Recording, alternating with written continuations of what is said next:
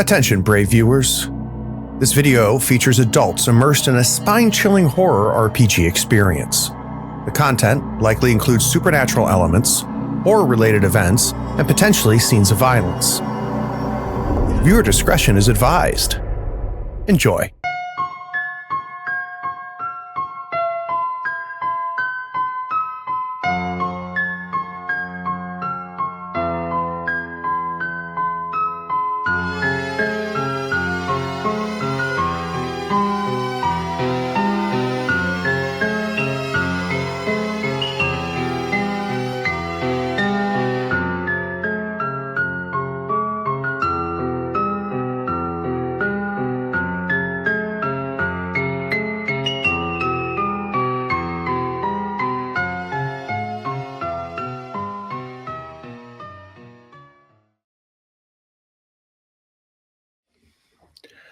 Howdy, friends and floorheads. We are about to play probably one of the better known modern scenarios out there by Brian Sammons. It's called Forget Me Not. This is modern setting, so literally 2025. And I'm about to do two huge cliches of role playing. First one is I'm going to have my players roll a bunch of dice, and I'm not going to tell them why. And then we'll start playing and they will not know who they are. So we have a classic amnesia scenario. So let's start off with Vera. Vera, I need a con roll, your constitution for me. Regular roll. Ooh, very nice. A regular success. Dusty, can I have a con roll, please? Sure can. Who's Dusty? Yeah, you don't know your names yet. You will. That's a fail. River, can I have a con roll, please?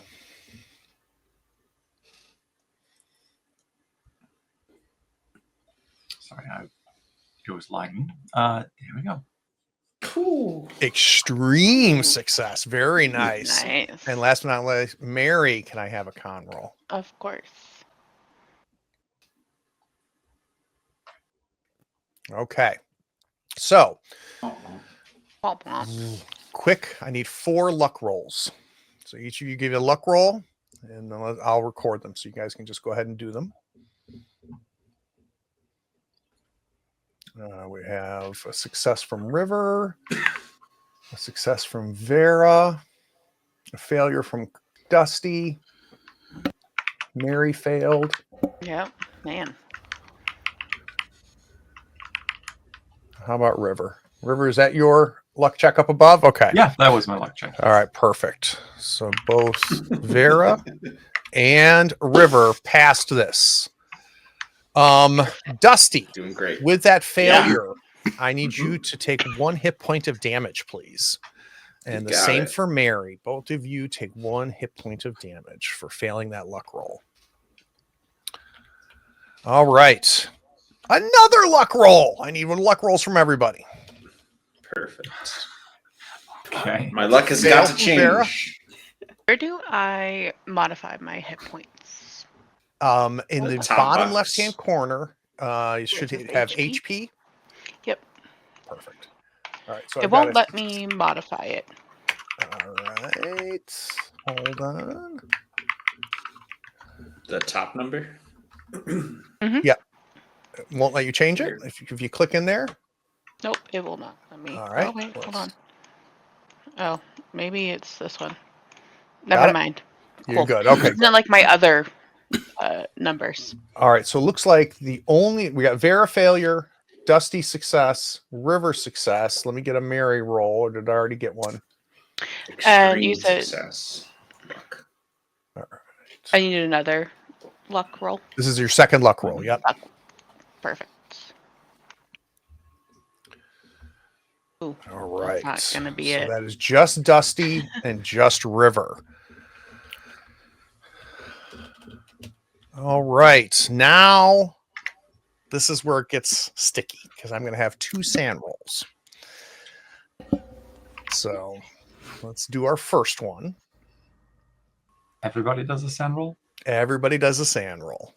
Oh, Lord. Oh, Lord. Cthulhu be with us. Oh, he will be. Look at River with the big Oh, fat jeez. success. Dang it. It's all that experience. All right, Vera And rolling. passed, Dusty failed, and Mary failed. Okay. For my 2 that succeeded, please reduce your sand by 1. For those who failed, I need a D8 roll, and that's how much your sand drops. Oof.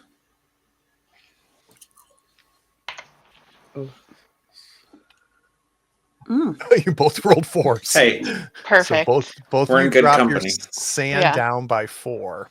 Or- This is the last one, and then believe it or not, we're actually going to start playing the game. Okay. One more sand roll. You really, really want to succeed this one. okay. Glad you said that, you know. Thank you. Mm, Oh, Oh my gosh. we're doing great. All You right. know, We're all okay. doing great. Birds of a feather So- flock together, so you know it's Vera fine. succeeded. yes. I need you to Great job. roll 1d6 plus 3 for your sand loss. And that's on the success. Oh. Lord. Whew. And that's on success. Yeah. Yeah. All right. Slightly confirmed. So Yeah, that's I'm not. 8, Yep. which is going to do 1. You got 5 from a single source. So you're going to have a bout of madness. We'll talk about that in just a moment. Where are you on your daily? In the bottom left corner. For getting sand, what is that? 8, So if you 9. look at the very I bottom still left- got 3 left. Oh, okay, good. All right, Hold on. Let me like. all right, cool. Eh. Next up for the failures. Dusty, Present and I accounted Reporting for for. duty. need a 1d20 plus 3, please. Ooh. 9. That is a lot. Boy, Hey! that's 5 for Dusty. Dusty, what does that do? You also puts- have a bout of madness. What does that do for your daily? That puts me at 9 of 10. Okay. All right. So you are right on the edge there. I'm holding it together. Mary, you owe me a Mhm. 1d20 plus 3. Perfect.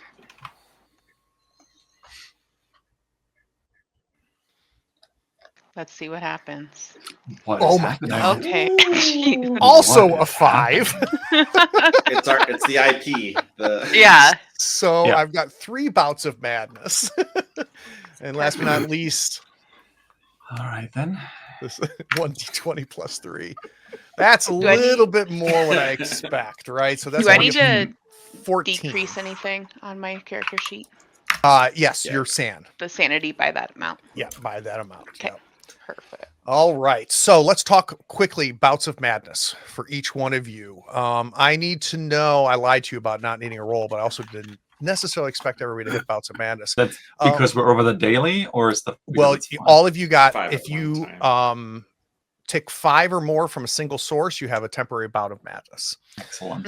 Mm. Vera, when you wake up, you are going to be roll a D100 for me, and I'll tell you. Okay. Hold on.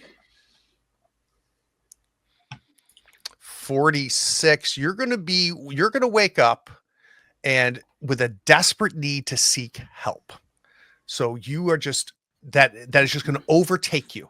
So when you wake up, it's just I got to find help, right? So I need you that to be your focus, Vera. That's your temporary bout of madness. Dusty, let's find yours. Give me a D100. You got it. 49. You're going to wake up with tremors. Just involuntary Perfect. shaking, your arms, your hands. Mary, D100. Cool.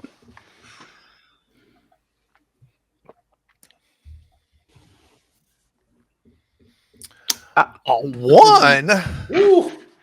So good news is that is amnesia, which you're going to wake up with anyway. Perfect. And last but not least, River. So I'm just gonna wake Do up. do 2 negatives make a positive, and now you remember? Right. That's a valid question, You honestly. forgot that you had amnesia? Yeah. Forgot you had amnesia. All right. I know who I Oh, sorry. am. I Wrong know dice. everything. Sorry. D100. My bad. Yep, D100. All right. You can add that to it totally. 44. All right, 44. You're gonna wake up very boastful, just with a tremendous amount of unearned confidence. Boastful. Okay. You're gonna mean, wake hey. up just believing you are like that. You shit ice cream. You just think you're incredible, and it's going to be very outside of how River normally would be. Okay. Now, the other thing that needs to happen is you have a temporary insanity as well, River, because of I think you went past your daily, right? Yes. Yes. So I would like for you to add to your sheet. Tell me a number from 1 to 4. 3. You're going to wake up with sitophobia, SITO phobia, the fear of eating. Oh. Okay. Okay. Sitophobia. Fear of eating. You got it. Good thing we're at. And that's this point. temporary, right? That is temporary. Roll a 1d10. It'll tell you how many hours it lasts for. All right. Oh, how exciting. Or no, this is for. I'm sorry. That is until you get treatment. So you've got that fear of eating until you get treatment. All right. That's problematic. That is a problem. I agree. Yeah. All right. I think only one of you passed your con roll. And was it you, River? Or no, it was Vera. Okay. Yeah. Let's get started.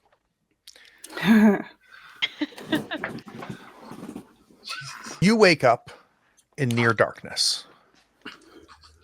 You can hear the sound of rain crashing onto metal above your head. The air is thick, a mix of sour and sweet, wet earth, burnt rubber, and something metallic. Blood, maybe? Your skin itches with grime. Dirt is caked into your clothes, ground into your hair, crusted beneath your fingernails. Every joint screams. Every muscle aches like you've spent days clawing out of a deep hole. You're inside a van, but something's wrong. The van is tilting steeply to one side, creaking as it shifts under your weight. It feels like it could tip over if you move carelessly. You're in the back of this van. Near you is someone else. And this is all Tadika, by the way. Near you is someone else, a man who is out cold, as you were just a moment ago. Who is he? You see 2 others up front, a woman in the driver's seat and someone young in the passenger seat. They too seem knocked out. All 3 of them feel unfamiliar, but you feel like you should know them. The rain drums against the metal above. Dim light flickers from a cracked monitor dangling from a bracket in the back of this van. Camera gear is strewn across the floor. Coils of cable and padded cases are split open. You see a mic boom, which is snapped clean in half. Oddly, there's no actual equipment in this van, just spare gear. Camera gear, but no camera. Mic wires, but no mics. Lighting stands, but no light. A half-shredded logo clings to one interior wall, smeared with mud and something darker. The logo is 3 letters. TSF. Whatever that means. The carpet under you is soaked. You shift slightly and feel something cold and sticky soak into your side. It looks like a sports drink has rolled into the back corner, and its neon liquid is mixing with what might be blood. One of the windows on the right has shattered completely, and wind whips through the jagged hole, carrying rain and the distant sound of rustling. Is that just rain outside or movement? Is there something outside? Your eyes start to focus more. The faces of the other 3 are blank pages, and yet something tugs at the edge of your memory, a feeling a trace of recognition that you cannot explain. They are strangers. You can see them start to move, and they're about to open their eyes, like you did. Wait, you're a stranger too. You don't know your name. You don't know why you're here. You don't know why you're hurt. You look at your hands and for a short second wonder if they're yours. Everything inside you is screaming. You can feel how hurt you are. You have a pounding headache. Your stomach is sour. Your muscles are tight and sore, and your throat is raw. But everyone is waking up.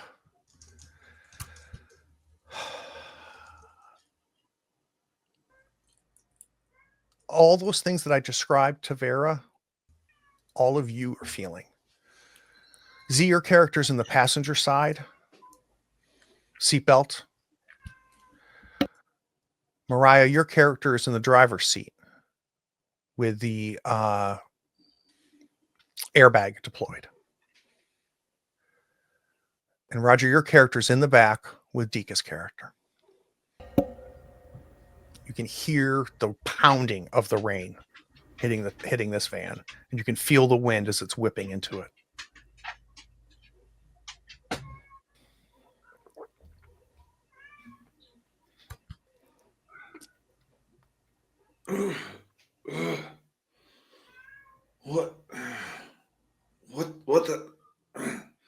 What the hell's happened?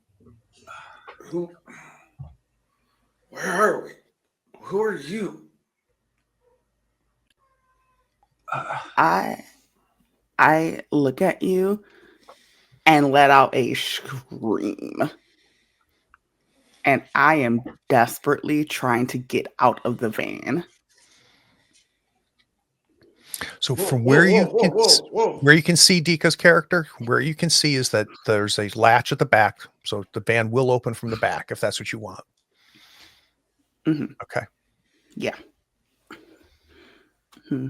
Then I'll stumble out, look around, see nothing but rain, and start yelling for help. Just help me! Let's talk about what you see as you step outside. First of all, for the three of you still in the van, when Dika's character throws those doors open, just this torrent wind and rain just comes blasting in, and Roger's character gets the worst of it being in the back there, but even for the two of you up front, you can feel this. Now, Dika's character, once the door opens, it kind of groans a little bit. You can tell that this van is a little bit older, and you can feel the biting, chilly air. The outside is sharp with the scent of metal and damp soil. A cold rain is pouring down, fat drops splattering against your skin and quickly soaking through your clothes. You look behind you at the van, and it's wedged deep into a ditch, its front end smashed hard into a splintered telephone pole. The pole leans at a dangerous angle, and the cables overhead sag like a noose. One of the van's headlights is flickering, casting a shaky glow across the mud and tall roadside grass. The other is completely shattered and turned off. The road you're on is barely more than a 2-lane track of cracked asphalt with veins of grass growing up through the middle. It stretches away in both directions, swallowed quickly by the darkness. In the direction the van was heading, based off of how it hit the pole, about 1.5 miles down the road, you can see a lonely light. It's faint and flickering. Maybe it's a house. All around you, there's nothing but woods and endless cornfields stretching under a heavy gray sky. The fields sway in the wind, rustling like whispers. The trees loom tall still.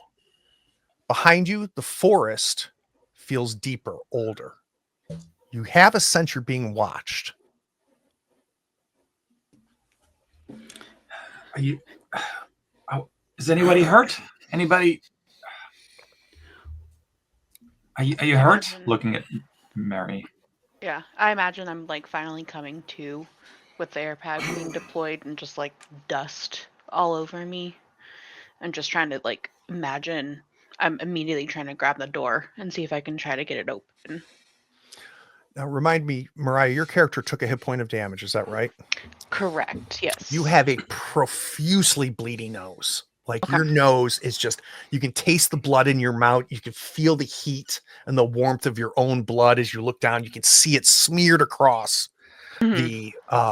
the deployed bag. Who else took a point of damage? I think there was 2 of you, right? I did. You did. You look at your hand and somehow your middle finger and your ring finger, the nails have been pulled completely off and they're just bleeding and they hurt and sting so bad. The cuticles, just blood is coming out of the cuticles and your hand hurts and aches.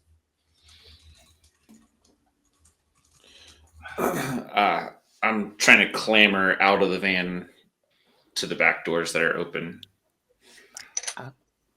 I'll lean down and try and help you while saying we need to find help.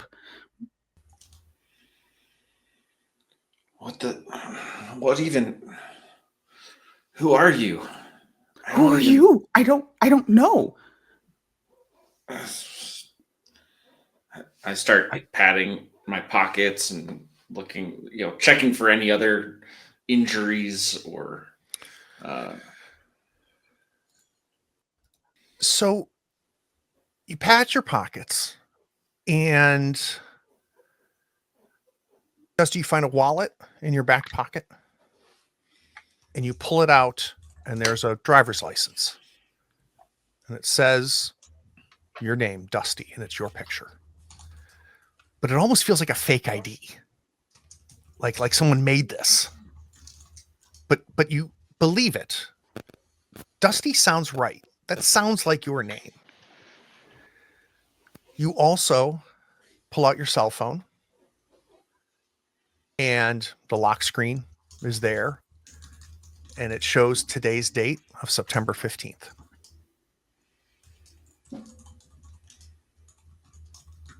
I don't remember my name.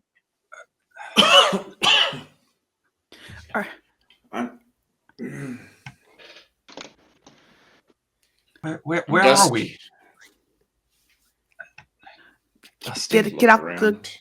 Get out the car. There's a power pole above it. I'm gonna try to open my belt buckle, like my seat belt, and get out slowly.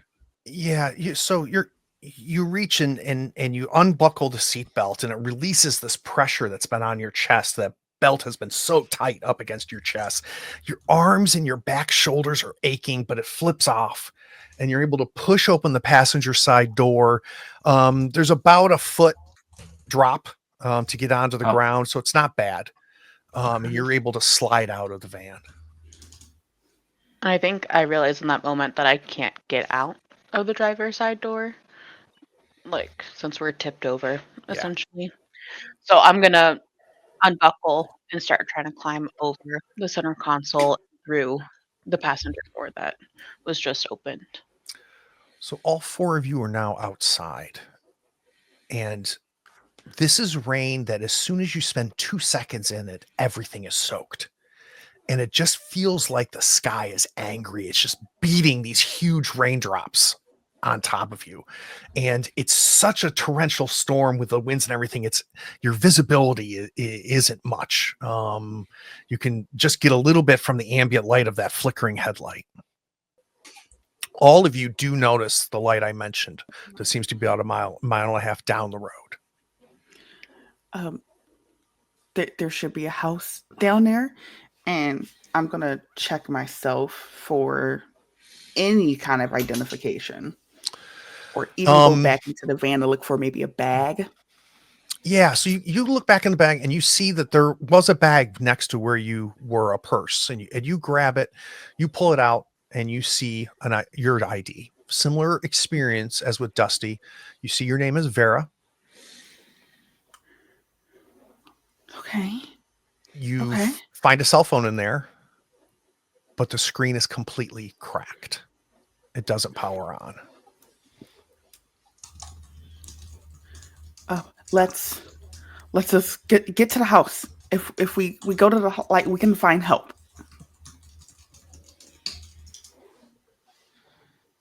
What am I wearing? You are dressed in like a golf shirt, with a pair of slacks. Looking at the material, and you recognize, and looking at your running shoes that you're wearing, maybe you're doing okay. Like, this is not a cheap shirt and a cheap pair of pants or a cheap pair of shoes. I have a watch. You do a Rolodex. Check the time. 8 p.m. Look back in the van to see if there's any like cloth I can wrap my hand up in, since it's still bleeding. Yeah, you without too much difficulty, you find something to wrap your hand. Okay. Do you want to do a quick first aid roll to see if you can heal that hit point? Sure. Yeah, why not?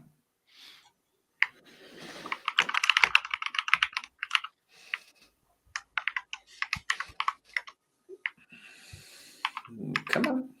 You can do it. I believe in you. Somebody, please. Come on. I click the button. I'm going to click it again, and then it's going to go crazy. I don't see. Oh, Okay. Let me Let's try it again. Let's do this. I will roll your first aid for you. All right.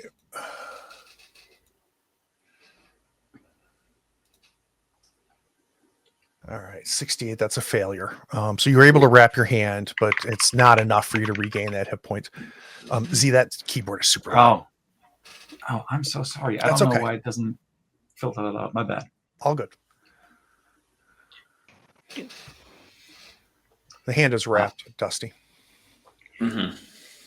I see anything else? I mean, obviously the back of the van is just a mess of crap shoved everywhere. But do I see like flashlight, anything that looks useful?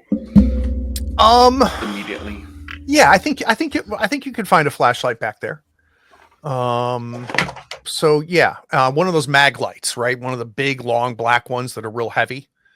So yeah. Okay, I'll grab that and sort of make my way. You said there's woods around. So woods on the side of the road where you crashed, and then just all cornfields on the other side of the road. We should should take cover in the trees. Maybe it'll cut down on the water. Head for that light. Check to see if there's anything else in the car. Check the registration. Check. I don't even know. A little bit. Oh, go ahead. Yeah, I would like to help. Well, I don't know the name yet, but I would like to help Mary out as you're clambering out. Okay.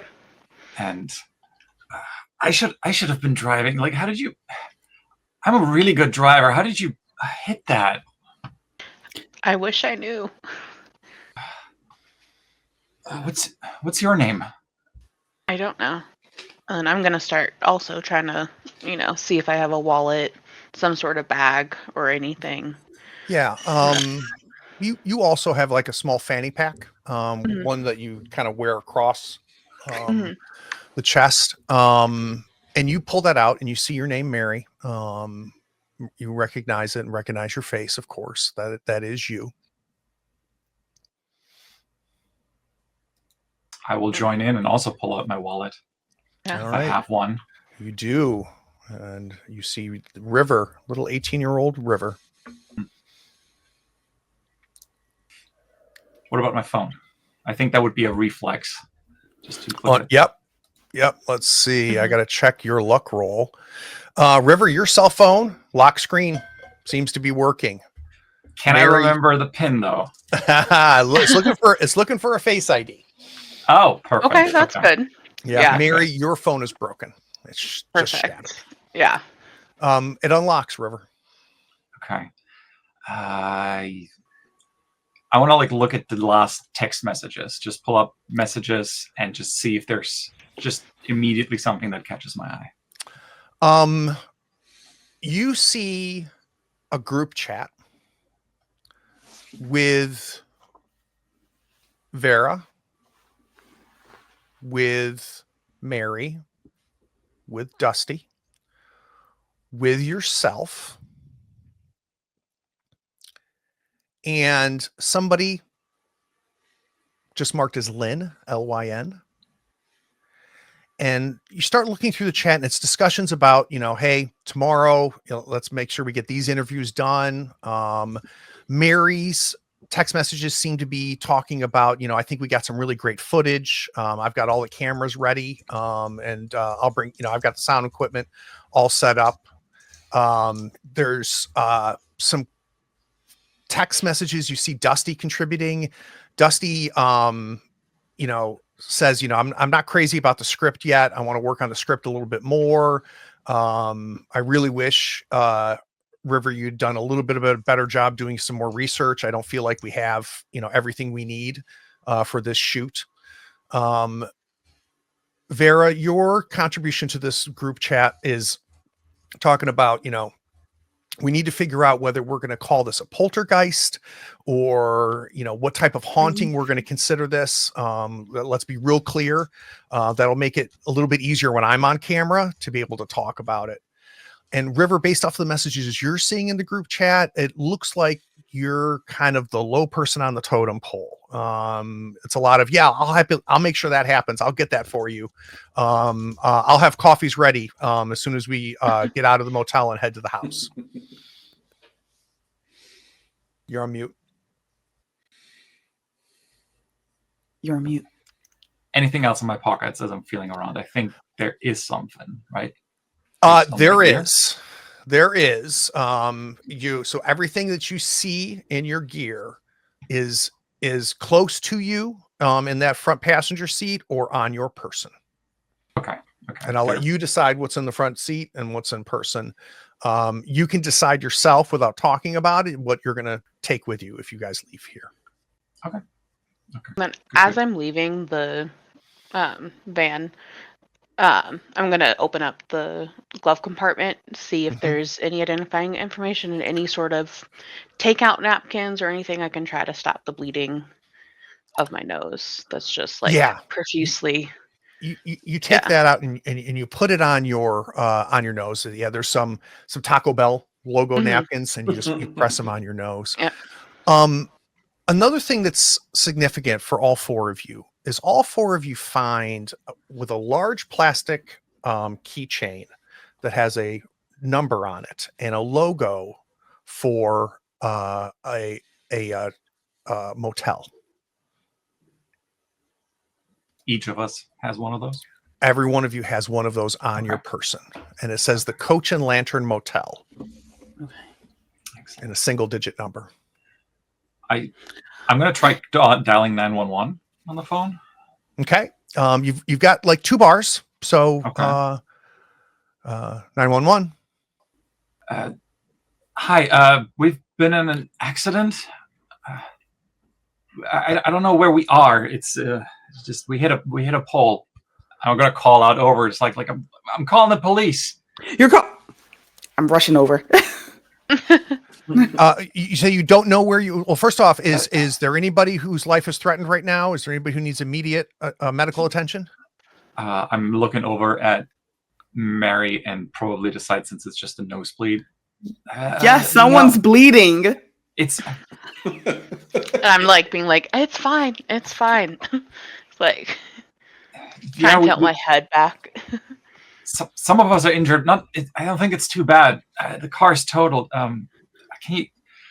We need help. Well, all right. Where are you? Does anybody know where we are? Freaking cornfield and woods. How's that gonna help?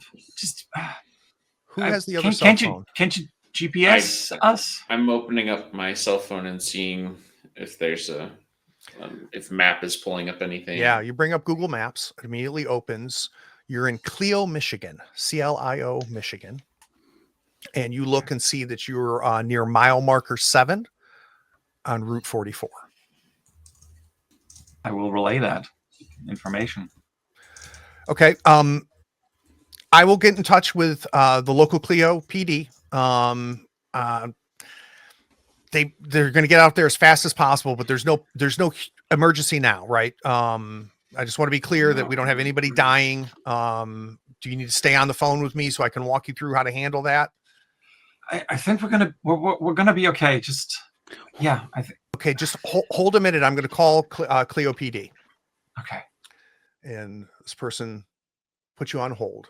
Comes back maybe 2 minutes later. Okay. It's probably going to be like 30 minutes. But they're gonna send somebody out. Tell them about the house. Tell them we're gonna be. Tell them we're up to the road. We need help. Okay. We're gonna have to get help. There's a house not too far down the road. We're gonna go there to see if we can get help for the injuries. Okay. Well, hold on a second. You said near mile marker 7. Yeah. If you go west about looks like about 1.5 miles west, there is a residence there. Okay. So I'll send the police there. Yeah, that's good idea. Yeah. Please do that. Yes. Okay. I look at Are they coming? Vera. It's like, yeah, they say half an hour. I don't know. Just it's. I guess it's a lot of rain. I don't know what's going on. Let's go to the house and just dry up. Just calm down. Calm down. Okay. You're freaking me out. It's okay. Nobody's dying. Real quick, Dusty, you of course have the same group chat that I mentioned before. So all that information I shared with River, you have at your fingertips. I don't know whether River or Dusty is going to say anything to Mary and Vera about this group chat or let them read it. That's completely up to you guys. River, you just instinctively open up your photos and are just flipping through your photos. Looks like the photo, like photos maybe from 1.5 years ago. It looks like you were at some sort of school or college. You see photos, some of them with Vera, Mary, and Dusty. TV studio of some sort. You see a lot of pictures of like old houses and empty buildings and basements and things of that sort. Dusty, you're looking through your photos and you see pictures of, and you see her several times in this picture, is a woman with long black hair. Boy, you guys look like maybe your wife. And there seems to have a ring on. You do, and looks like a 7-year-old little girl. So looks like you might be a father and you might be married. All right, let's go to the residence. I told the police we would be there. They'll pick us up in 30 minutes. Just let's go there so we can dry up. Mid-sentence, already start walking. Yeah. just don't run off. Just and I follow.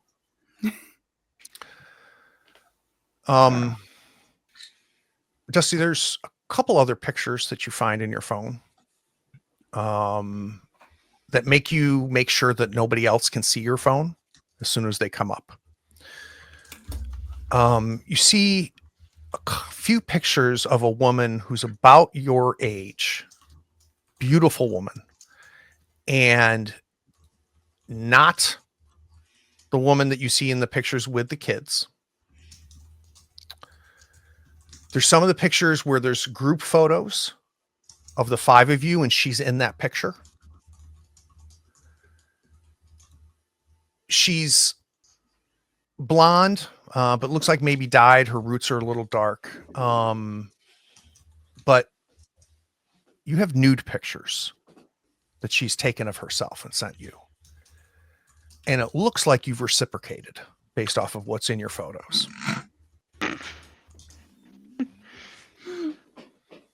Yeah, that tracks. Somewhat recent text messages from Lynn, Lyn, the same person from the group chat.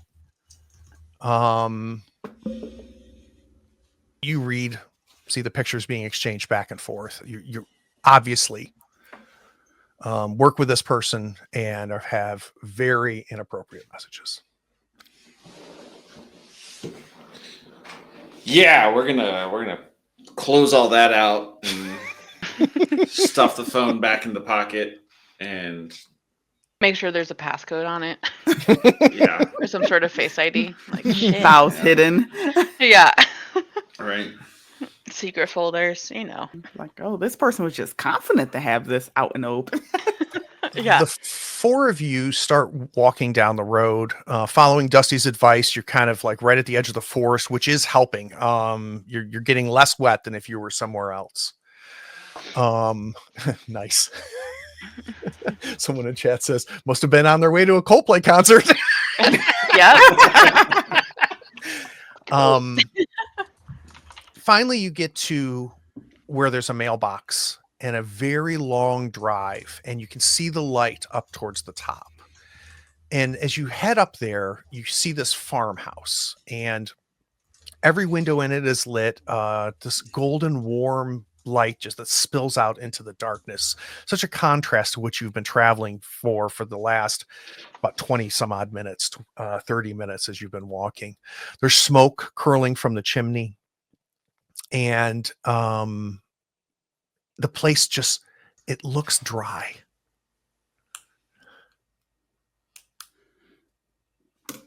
Let's go there. Let's go inside. Yeah. I'm sure somebody's Heading in for there. the They front can- they door. can- Yep. So you knock on the front door, and there's kind of a curtain over the window at the very top of it. It pulls aside, and there's an older woman. You would guess in her maybe mid-60s, and she goes, "Can I help you?" We had an Hello, ma'am. accident. Yeah, we just had an accident on the road, and the police are on their way, but we're hoping to just get out of the rain a little bit. If it's okay, if it's not too much trouble. Earl, there's people outside. And one of them looks real like her nose is bleeding. She looks really hurt. We need help. And you hear a man's voice yell back, "Well, let him in, Mabel, Jesus." So she opens up the door. It's a modestly decorated home. It smells like old people. Mm-hmm. Well, dear, here, sit down. Earl, would you get in the bathroom, under the sink there? I got a little first aid kit. Would you grab that? Already on it, Mabel, already on it. Thank you. Yeah, oh, it's okay. It's okay. Here. Come sit. And she takes you into the kitchen. Thank you. Earl appears, has a cane, similar age to Mabel, it appears. Both of them are a bit homely, but kind faces. Earl has brought towels. He hands each of you a bath towel. Thanks so much, Earl. Thank you. Mariah, Thank you. he goes, is that still bleeding, young lady? I'm gonna take the Taco Bell napkins off. Yeah, and I think it has stopped bleeding. Let's get you cleaned up. I'm going to get you a washcloth, dear. I'll get you a washcloth. Thank you. And he walks off. And let's do a quick first aid if we could, Mary, just to see if we can regain that hit point.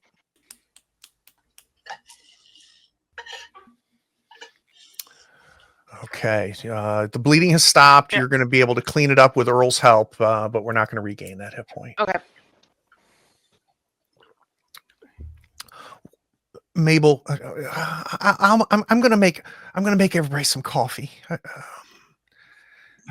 That would be great. Thank you. Thank you so so Are- much. So, Are you hungry? No. No, we're not hungry. Not hungry. I like look over Yeah. at Yeah. River. Just Like- what?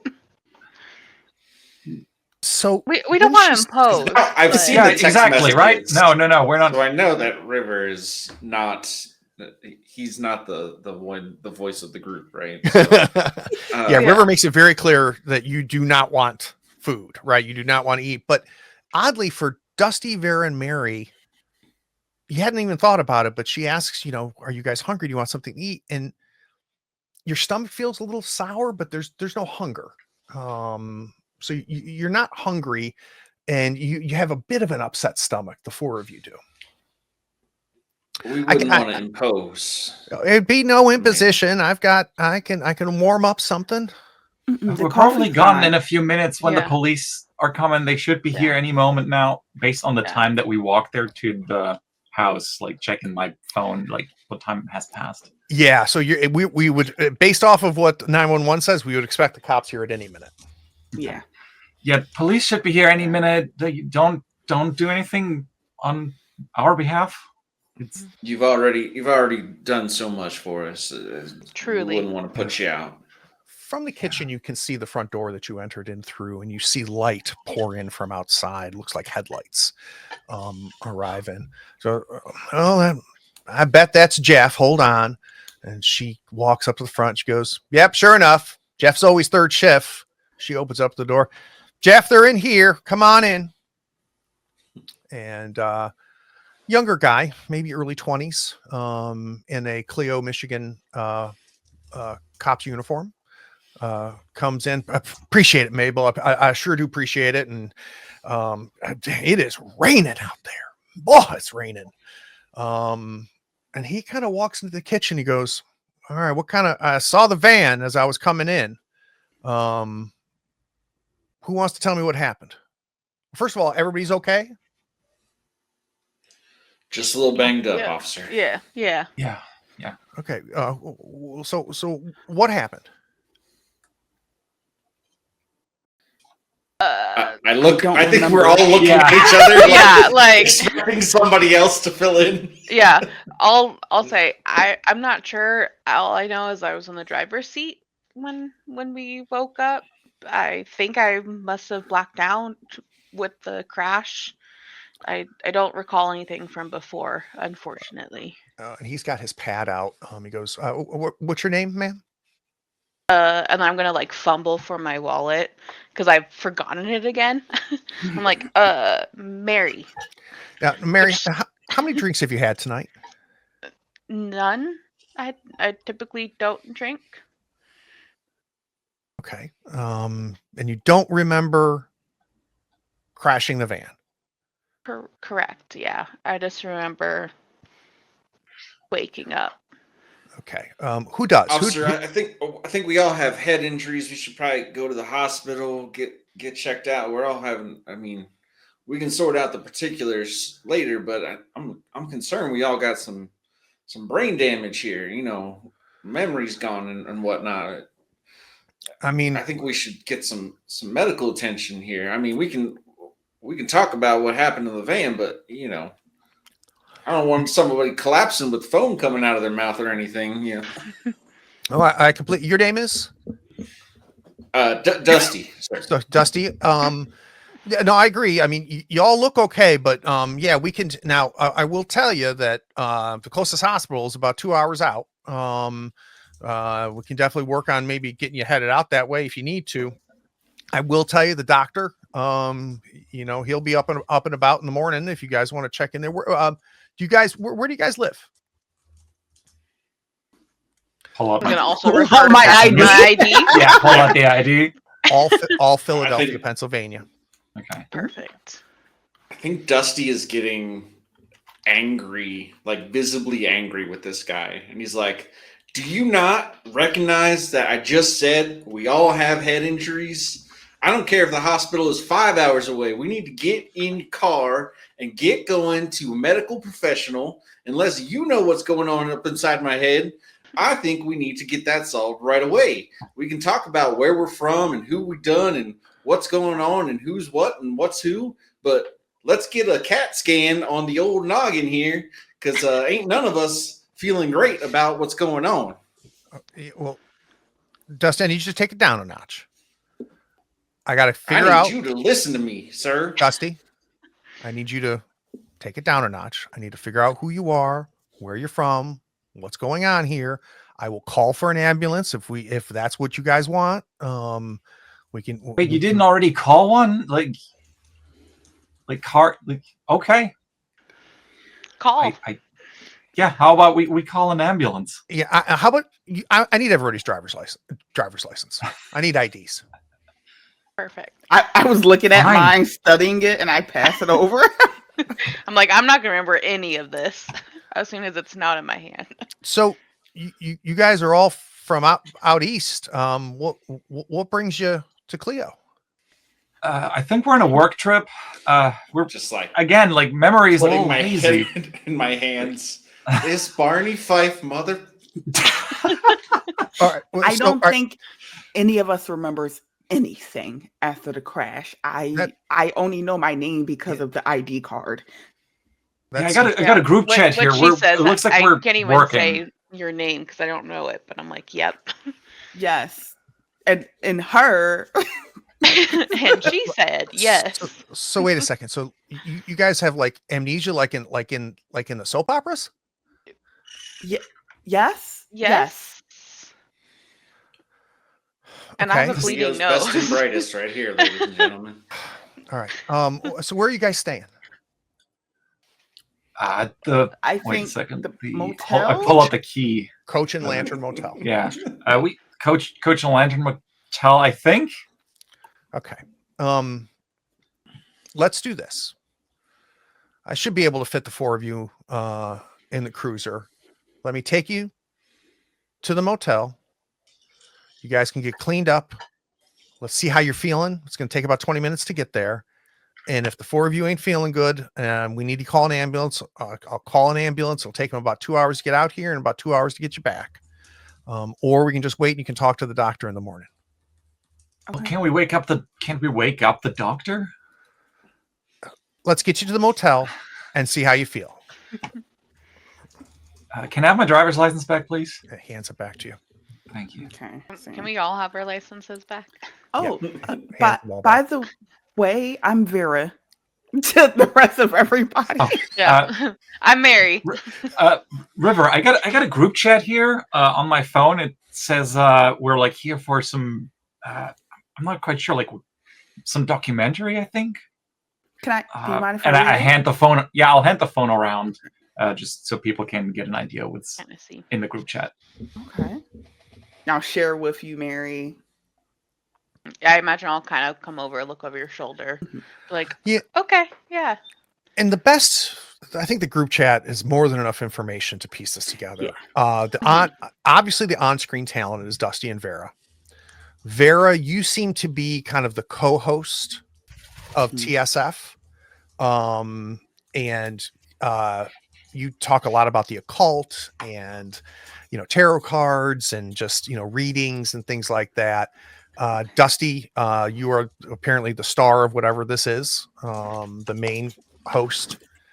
River, as best as you can tell, you're an assistant, and Mary, it looks like you're in charge of cameras and sound. Mm-hmm. Okay, okay.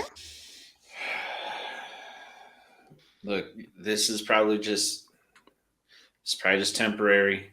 Memories will come back. Let's go back. Let's let this yokel take us back to the hotel. We can get into some dry clothes, get some stuff, maybe being in place that we knew about. Things are starting to come back, starting to piece together. Maybe, we'll have to figure out the whole situation, but let's get back to the motel and then we can go from there. So as long as this guy doesn't crash into a telephone pole on the way back. Well, Officer Jeff is up towards the front. He's putting his boots back on, and Mabel comes up. She goes, "Now, Jeff, I wrapped you a sandwich. Appreciate you coming out here and taking care of them. Just do me a favor. Just let me know how they are. Of course, Mabel. Of course. You four coming? Yeah, Yep. thank you so much, Earl and Mabel. Yeah, This has been a thank you. pleasure. Thank you. Thank you. Gonna chug the rest of the coffee Yeah, before we leave. Yeah.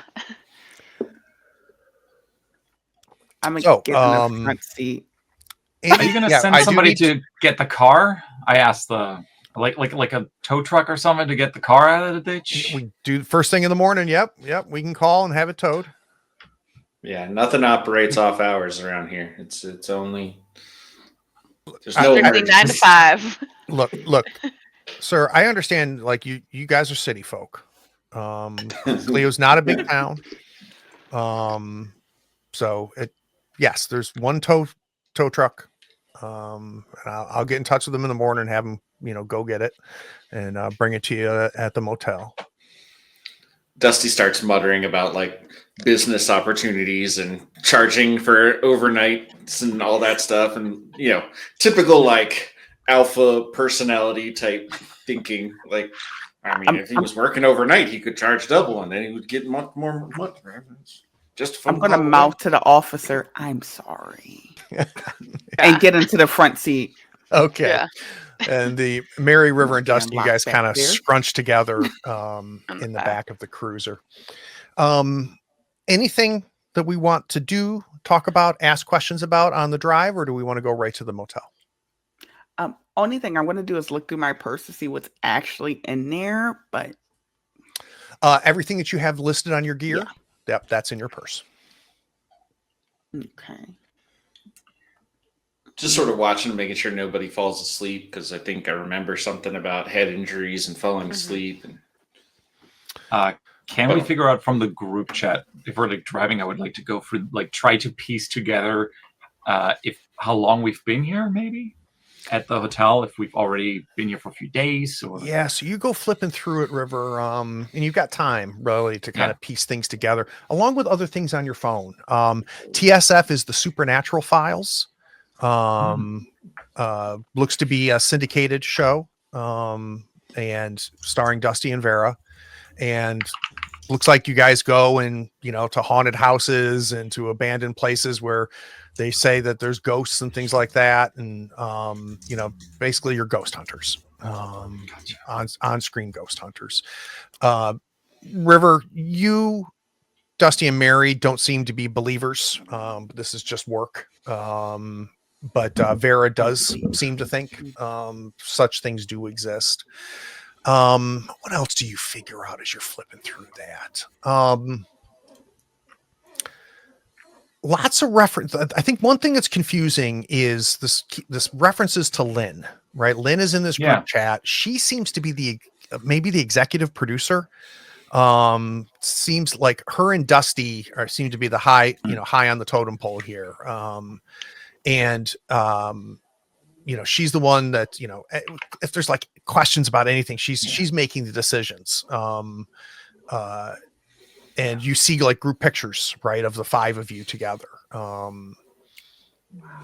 Hey guys, should I let Lynn? I think Lynn might be a producer or something like that. Should I let her know that we had like an accident, or I don't know? Should I? We'll talk. We'll sort it out when we get back to the motel. I think Dusty is trying to like shut down any talk about Lynn because he's not sure like what he should or shouldn't say, and so like he's just like, "Now we'll figure it out." It takes 2 minutes to text someone that we've been in an accident and almost dying as we're seeking help. Yeah, if you guys want, you all have Lynn in your contacts. If you want to text her. My phone's broken. Except for Vera. I'm just gonna let her know that we had an accident, just so she knows. They know. Yeah, that would be good. Yeah. I'll let her know. I just we had an accident and roughly where we are based on the description, and we're now heading to our hotel. Yeah. You don't get an immediate red signal from it, but the text goes through. Okay, good. That's weird. Would she not be with us? I mean, maybe she's a producer. She's at the office. I mean, that's true. Okay. Yeah. I'm saying things as if I even know who I actually am. So yeah, you're like, yeah. So Officer Jeff takes you and you pull into this parking lot of the Coach and Lantern Motel.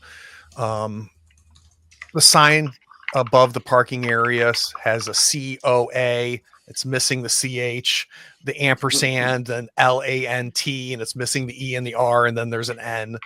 It's one of those 2-story long motels that have outside halls and just lines of doors on the bottom and the top. There is a front desk area. You can see there's a light in there. Looks like somebody's at the main desk.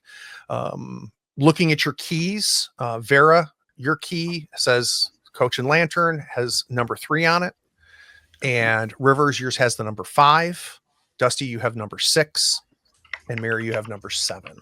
So it's 3, 5, 6, 7. We're missing. Oh, okay.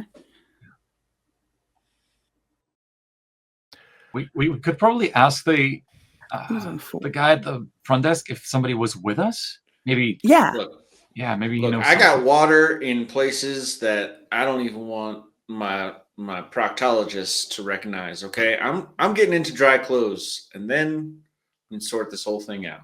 Okay, Vera, as everybody's about to like get out, you're sitting in the passenger seat, and it's not a vision, but it's kind of like a memory, kind of takes over your brain, and you're remembering sitting in the passenger seat of the van. Next to you is Mary driving, and Mary says, looks like this is the only game in town. And you're pulling up to the motel in the parking lot in this memory. From behind you, you hear a woman's voice saying, all right, let's get some rooms and then something to eat. I'm starved and dinner's on me. And you turn around and you see who you think is Lynn, this blonde woman. And all 5 of you are wearing like blue polos that have the Supernatural Files logos on it. And then you come right back to where you are now. I do need a quick sand roll from you, please. a quick one. All right. Go ahead and drop your sand by 1, please. Does that hit your daily? No, I have 2 more for my daily. Okay. I'm gonna step out the car and say, Lynn, she was with us. She was here with us. Oh, there was nobody else in the car, right? Well, we I have. didn't the see room anyone numbers. else. No, there was no one else in the car. But we also have the room numbers 3, 5, 6, and 7. I'm gonna go knock on 4. Oh, okay. So yeah, you can. In the way that this motel is set up is you don't have to go through the front lobby, right? Yeah. There's access outside. So yeah, Vera, you're headed up to room 4. What is Mary, Dusty, and River doing? I'm gonna go into my room and see if I can't also clean up a little bit better, change out of my, rain and blood soaked clothes. Okay, so Mary's headed to her room. Dusty, River? Yeah, same. I'm all right. Getting cleaned So up. Same. Vera, I'll meet you over by the other room though, Vera. Vera, you start knocking on the door. Couple raps, no answer. I do want to talk just very briefly about everybody that when you get in. So I'll start with you, River. You put the key in and you turn it, and it obviously works. You open it up. You close the door behind you. The smell inside of your room is kind of a mix of bags of like fried foods in takeout.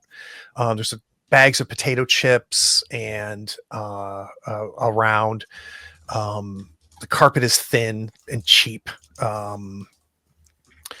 You see a backpack that's on a chair in the little dinette that's inside there. It's the backpack is unzipped, but you from where you're standing, you can't tell, if there's anything in there. You can see a laptop on the little cheap desk. The screen is glowing, looking for a passcode. It feels familiar, but you don't remember it. But you just have a sense like that's my laptop. That's my backpack. That was what I was thinking. I'm going to go to the backpack, like immediately go over there to look inside. I'm going to try to not look at the chips bag or any of that. Yeah. It looks like you're a bit of a snacker because there's also like a snack stash in the corner of like different candy bars and chips and things like that.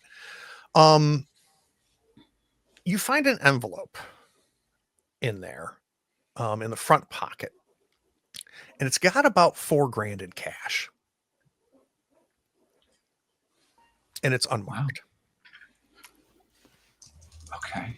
I don't remember the passcode. Like, as I'm like just trying to think of something, just it's not coming to me. Oh, it does. You just sit down and just type in a word, and what is the word? It unlocks. I don't know. You tell me, River. The other thing is password is password. Password 123. You do find in the backpack. You find a Polaroid camera, and there's Polaroids kind of scattered on top of the dresser, and they're all like location shots, right? Just different places. Looks like most of them are of a farmhouse, somewhat similar to Earl and Mabel's, but it's definitely not theirs. And those are scattered around. So, River, while you're kind of going through things, let's talk about Mary. So, Mary, you unlock your door. You immediately get the smell of cleaning chemicals, and you kind of look the room over, and the room is very tidy. This is your room, though it doesn't feel familiar to you, and it's full of like gear cases, things that obviously hold really expensive cameras, and things like that.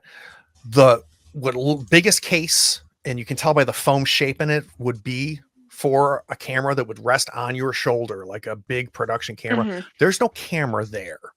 You also find your laptop with a lock screen.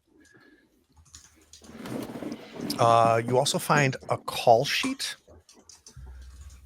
and a manila folder, and it's basically says, Cooper House with today's date.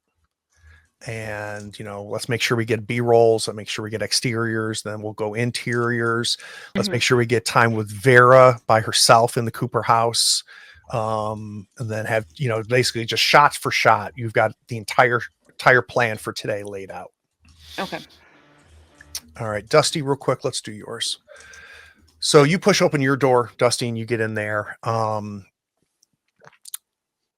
room is a little sloppy. Bed is unmade. There's a smell of perfume in here.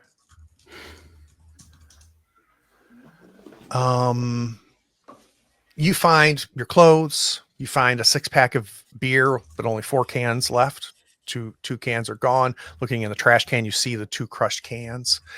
You see a small picture with like a frame, but it's turned down, so you can't see the picture. It's been laid face down, so you can't see the picture. Lifting it up, you see what is your wife and kid and you in the picture. One of the little cheap coffee makers there. There's one coffee mug. There's 2 coffee mugs. One of them has lipstick on it.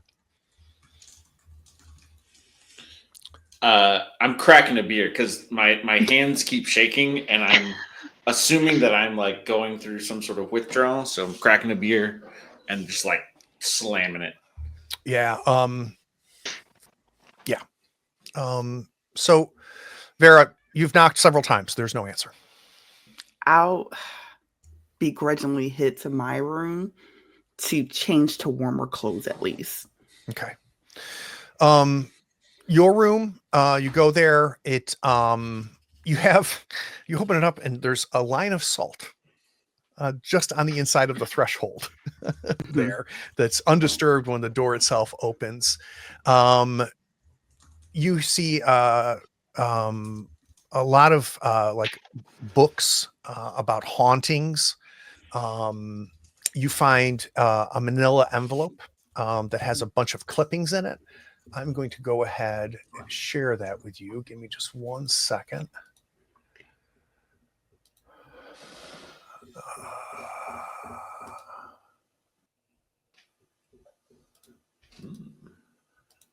All right. You should see the Forget Me Not articles in Vera's room.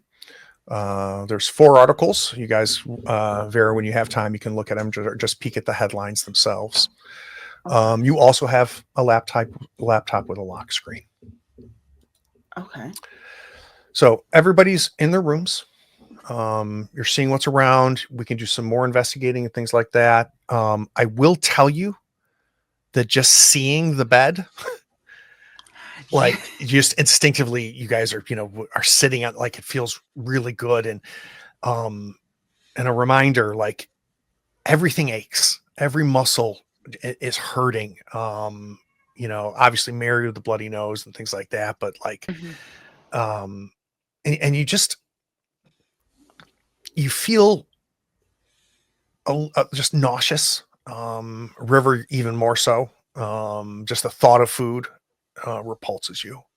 Let's take a 10-minute break and let's figure out what the hell the 4 of you are going to do. We'll be right back. All right. All of you are in your rooms.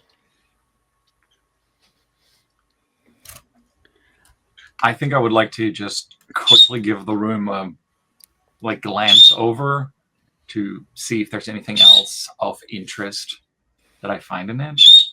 Yeah. Looking through some papers and some planning, around TSF, it's obvious that the reason you're in Clio is to film at the Cooper House, or what's being called the Cooper House. Kind of notorious within town as haunted. You also find something sticking out in the mattress, like between the mattress and the base and the spring, and you pull it out, and it's a manila envelope, and in there is an NDA with your name but no signature yet. And it talks about gathering footage, any gossip, anything scandalous that would be useful. And the stationery is the ghost hunt. You also find a flip phone in your backpack as well.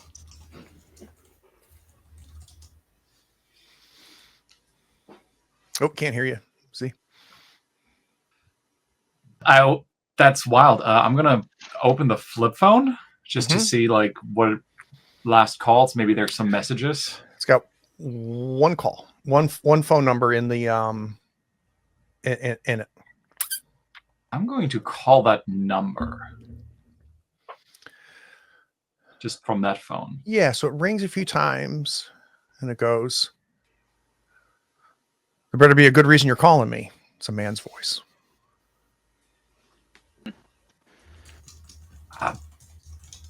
Who's this? Is this River? Yeah. Sorry. We've been in an accident. Just my memory's fuzzy. I just found this phone. Sorry. That's really weird, but I'm just having trouble remembering. Are you alone? Yeah. Right now I'm alone. Okay. You still have not signed the NDA, but I know that they dropped off the cash. Yeah. You're not getting second thoughts, are you? No, not. Of course not. When do you need me to sign that by? You told us that you were going to get it signed this morning and take a picture of it and shoot it off to us. And you still have not done that. So I'll tell you. Yeah, my phone is broken. My phone the camera is not working from the accident. Sorry. All right. It's late. just Yeah. call me in the morning. Yeah, of course. We'll do. So.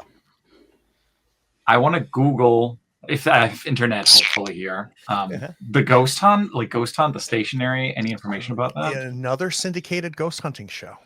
Okay.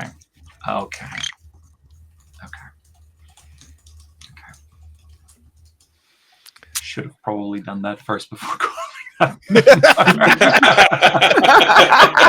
Yeah. Well, Right. We're having amnesia. It's okay. Yeah, It's fine. yeah, Don't that's blame fine. yourself. It's Yeah. okay. I'm gonna take the manila envelope and I'm gonna stuff it in the backpack with the cash, like just everything, so it's like not sticking out from underneath the mattress for anyone to see.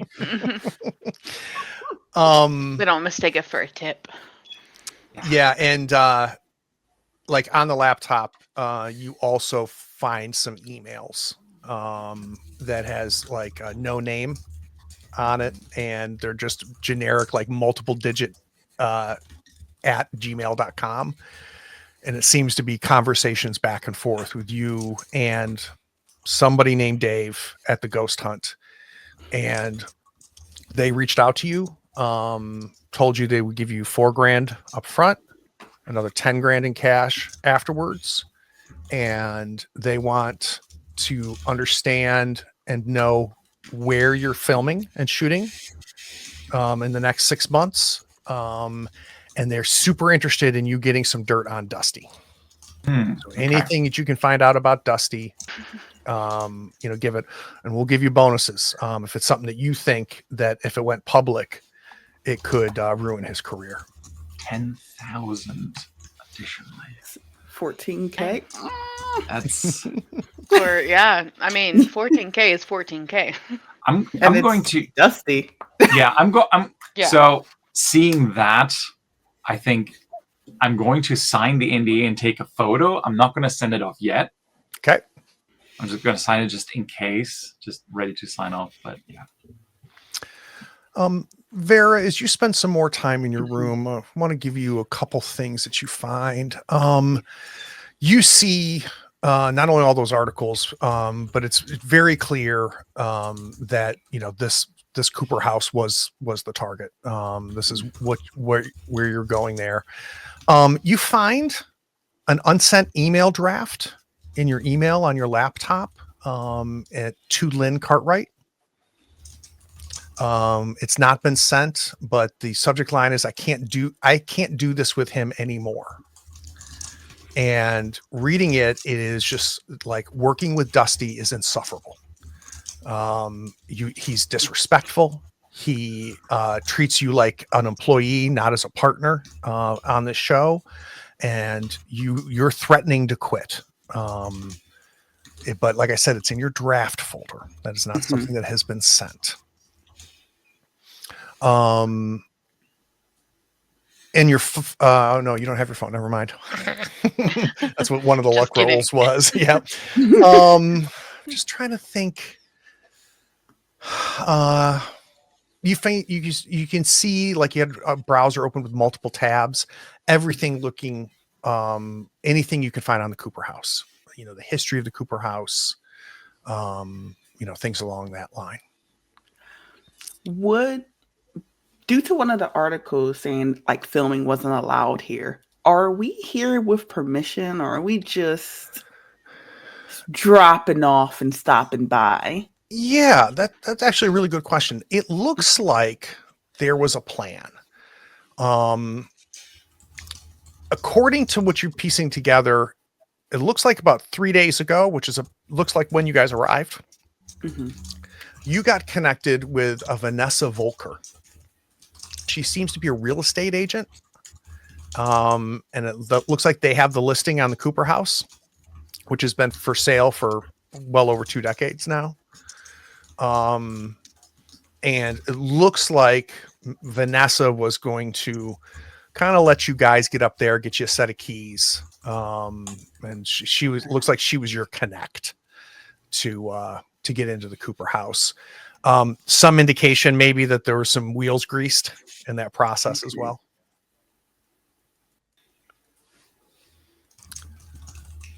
Mary, let's talk about you a little bit.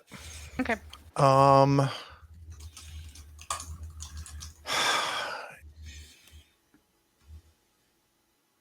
You,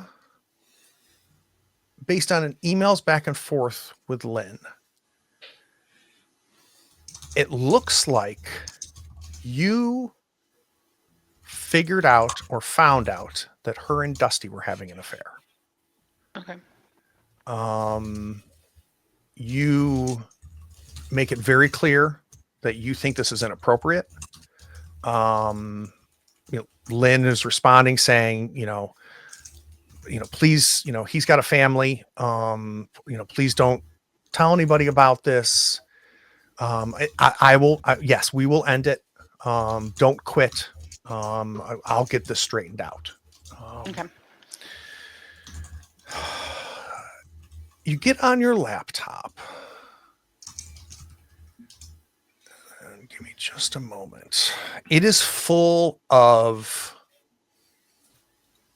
footage. You also find folders with interviews, and I'll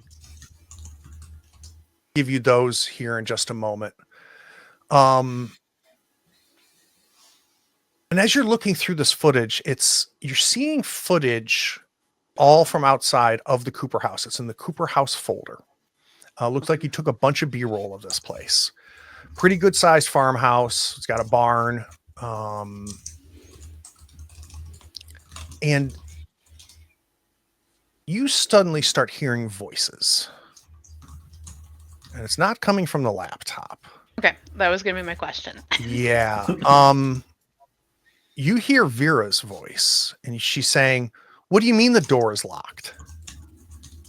Then you hear your voice. "I mean, it's closed and locked. I can't open it." "Wait, where is?" And then you hear an unfamiliar voice, a woman's voice. She says, "What the hell is that?" And then you hear a cacophony of screams. Sounds like multiple people. And just this feeling like, I need to get out of here. And then a voice. And I don't know why it feels this way. All those other voices sounded like people. Like that was Vera's voice you heard in your mind. That was your voice replaying this message in your head. But then there's this disturbing voice. Deep. Loud. It drowns out the screaming. And it says, "Do you want to live?" I need a SAM roll. Tracks. Sorry, I just wanted to note that down. Just, might be important for later. Could be. E. Very nice. So just drop your sand by 1 for me. Perfect. What this feels like, Mary, is like a memory coming back to you. Okay.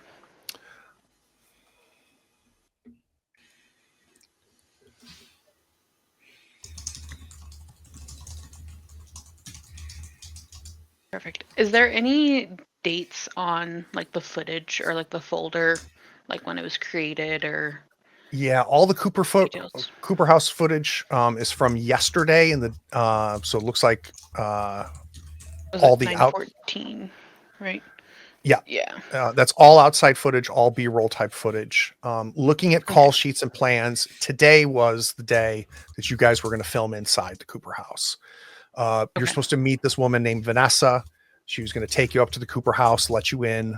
You guys were going to film all day today. And then head back. And it looks like you were planning on checking out tomorrow. Okay.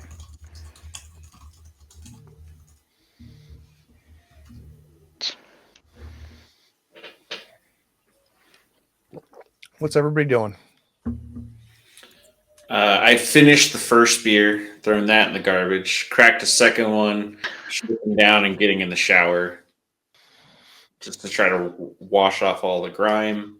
Yeah. And just drinking the beer in the shower. What time is it right now? I think at this point we're probably pushing midnight. Oh, Mm. Once I'm done, I'll look to see, is Jeff still waiting for us, or did he just? Oh no, he just dropped you. He asked dropped it. us. Yeah. Yep. Great. Yeah. Perfect. Cool.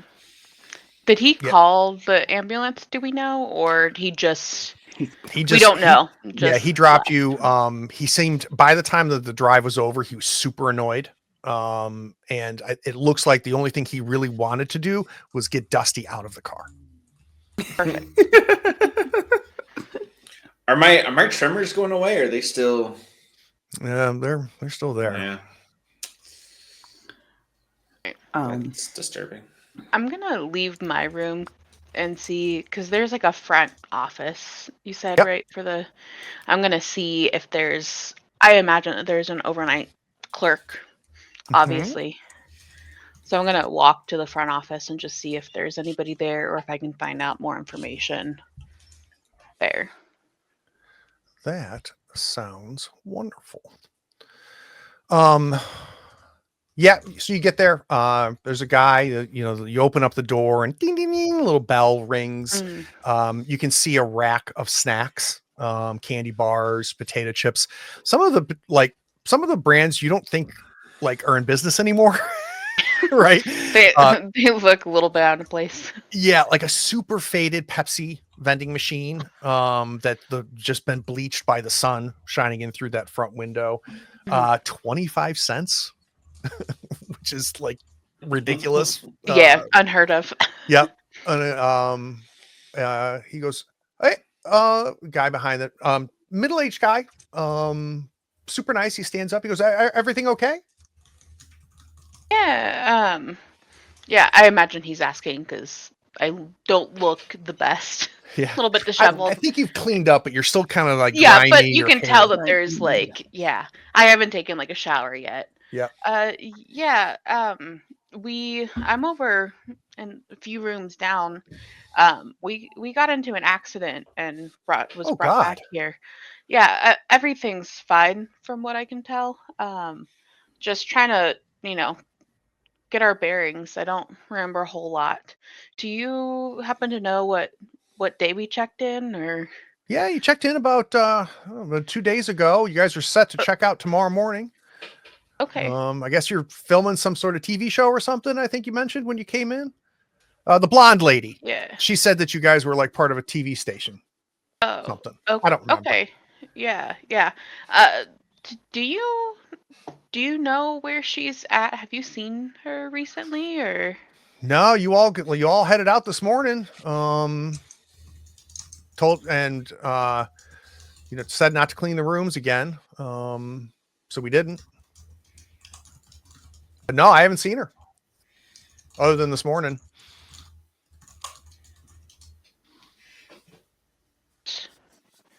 I'm gonna say, oh, I'm Mary, by the way. I'm sorry. No, I know. Yeah. That's good that one of us knows. But like the shower's working and stuff, like you like. Yeah. Yeah. I'm a little lost. I Any think I must have. Band-Aids? Yeah. If you have them, that'd be great. I do $4. Yeah. And he puts a pack of Band-Aids up on the counter. Do you want me to just put it on the room? Sure. Yeah. Yeah. And he Because I pulls don't know out, like, who's this paying big for the room binder. or anything. Yep. Yeah. Jots down Band-Aids $4. Dollars. Well, that the Pepsi's 25 cents, but the Band-Aid's $4. Really great. Yeah. Expiration date. Yeah. 10 years ago. That he's Yeah. might They hold just on, who crumbles knows. into dust. It separates in 3 pieces. You're just like, all right, cool. I'm gonna look around. Is there any I'm assuming that there's maybe travel pamphlets or kind of typical of a motel. Yeah. Kind of small. I'm gonna just look around and see if there's anything that can give us more information on. I don't know if there would be in this or if it's just. No, it looks like there's a lot of religious stuff, like average churches. There seems to be more than one church here in town, so there's a couple churches that have pamphlets there. Do you know Jesus? Stuff like that. There's looks like a diner. You see a menu for a diner. Okay. And you drove by that on your way in, and you saw that in the cruiser. It's kind of a classic silver car diner. Obviously, it was lights were off when you drove by it. Yeah. But damn, nothing Okay. stands out. I'm gonna take the band-aids. I'm gonna also grab like a snack because I feel like now maybe that sour feeling is subsiding. My stomach feeling a little bit hungry as we approach a few hours later, and then head back to my room. Great. Like candy bar, is that what you're thinking? Or Yeah. as you're walking back, and of course he added the candy bar to the room. Mhm. As you're walking back, How much was that? Just it's like $3. yeah. You tear open the top of the Snickers bar and you take a bite of the Snickers bar, and you still feel a little nauseous. I think what's interesting or what's new information is when you swallow the Snickers bar, hmm like you realize like you must have like had a sore throat or something, because like it hurts a little bit Okay. to swallow that, like you maybe you've had strep throat recently or something. Okay. You just, the inside of your throat feels really raw, and the candy bar ain't sitting great. hmm Yeah. I imagine there's probably a trash can, and I'm gonna just immediately throw it in there. Just know that it's not gonna go well to continue to eat it, Yeah. and just be like, "Ha! Well, that was $3 down the train. Great." You know. And I look at the band-aids. I'm like hoping that this is gonna be better when I get in. All right, so Mary gets back to her room. What's everybody else doing? I am gonna take like a quick shower, and then spread out some books, sit down and see. I want to do a little research about what supernatural may cause amnesia. Mm. Because I'm thinking that, okay, we're ghost hunters, we're following this trail. I can't remember anything, so maybe there's something I can find either online or in any of my books. Yeah, so this is what I'm thinking. I think this would be I would be good with library use, right? To do Okay. to do the research. So if you want to do a bunch of Googling, I'm also good if you want to use a cult. Let's do a cult. Great, let's do it. Yeah.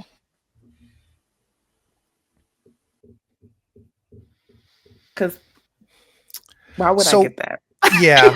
Because why not? Here's what you're finding. Obvious stuff of like hit your head. It's super rare, right, to lose your memory. Yeah, you learn like somewhat common to like not remember the last few hours, like if you've hit your head. But this idea of hitting your head and you forgetting who you are doesn't really happen. You find some articles that say, when sometimes when people come out of a coma, they'll but usually within hours, those memories will flood back. And then you do also find like trauma, like severe trauma can also cause it. But again, in all of these instances where the like severe amnesia, like I don't even know my own name amnesia, everything that you're finding saying, usually within 2 to 3 hours, it all floods back. The only thing that's flooded back for you at this point was that memory when you pulled in to the motel. Okay. I'm going to crack open a book. I'm sure I can find a notebook somewhere and start writing some things down. Okay. And then honestly, I might pass out on the bed surrounded by books on the computer. Yeah. Call it a night, Yeah. So if you're going to go to sleep, Mary, it takes 2 seconds, right? You don't have that like moment where you're half asleep and you're kind of dozing off. It was like boom, like sniper. Lights out. Right. Lights out. Yeah. So you can go ahead and reset your daily. So bottom left corner, just hit that little reset button and it'll set your daily back to 0 and reset what your new daily is, because you've obviously have lost some sanity in the process.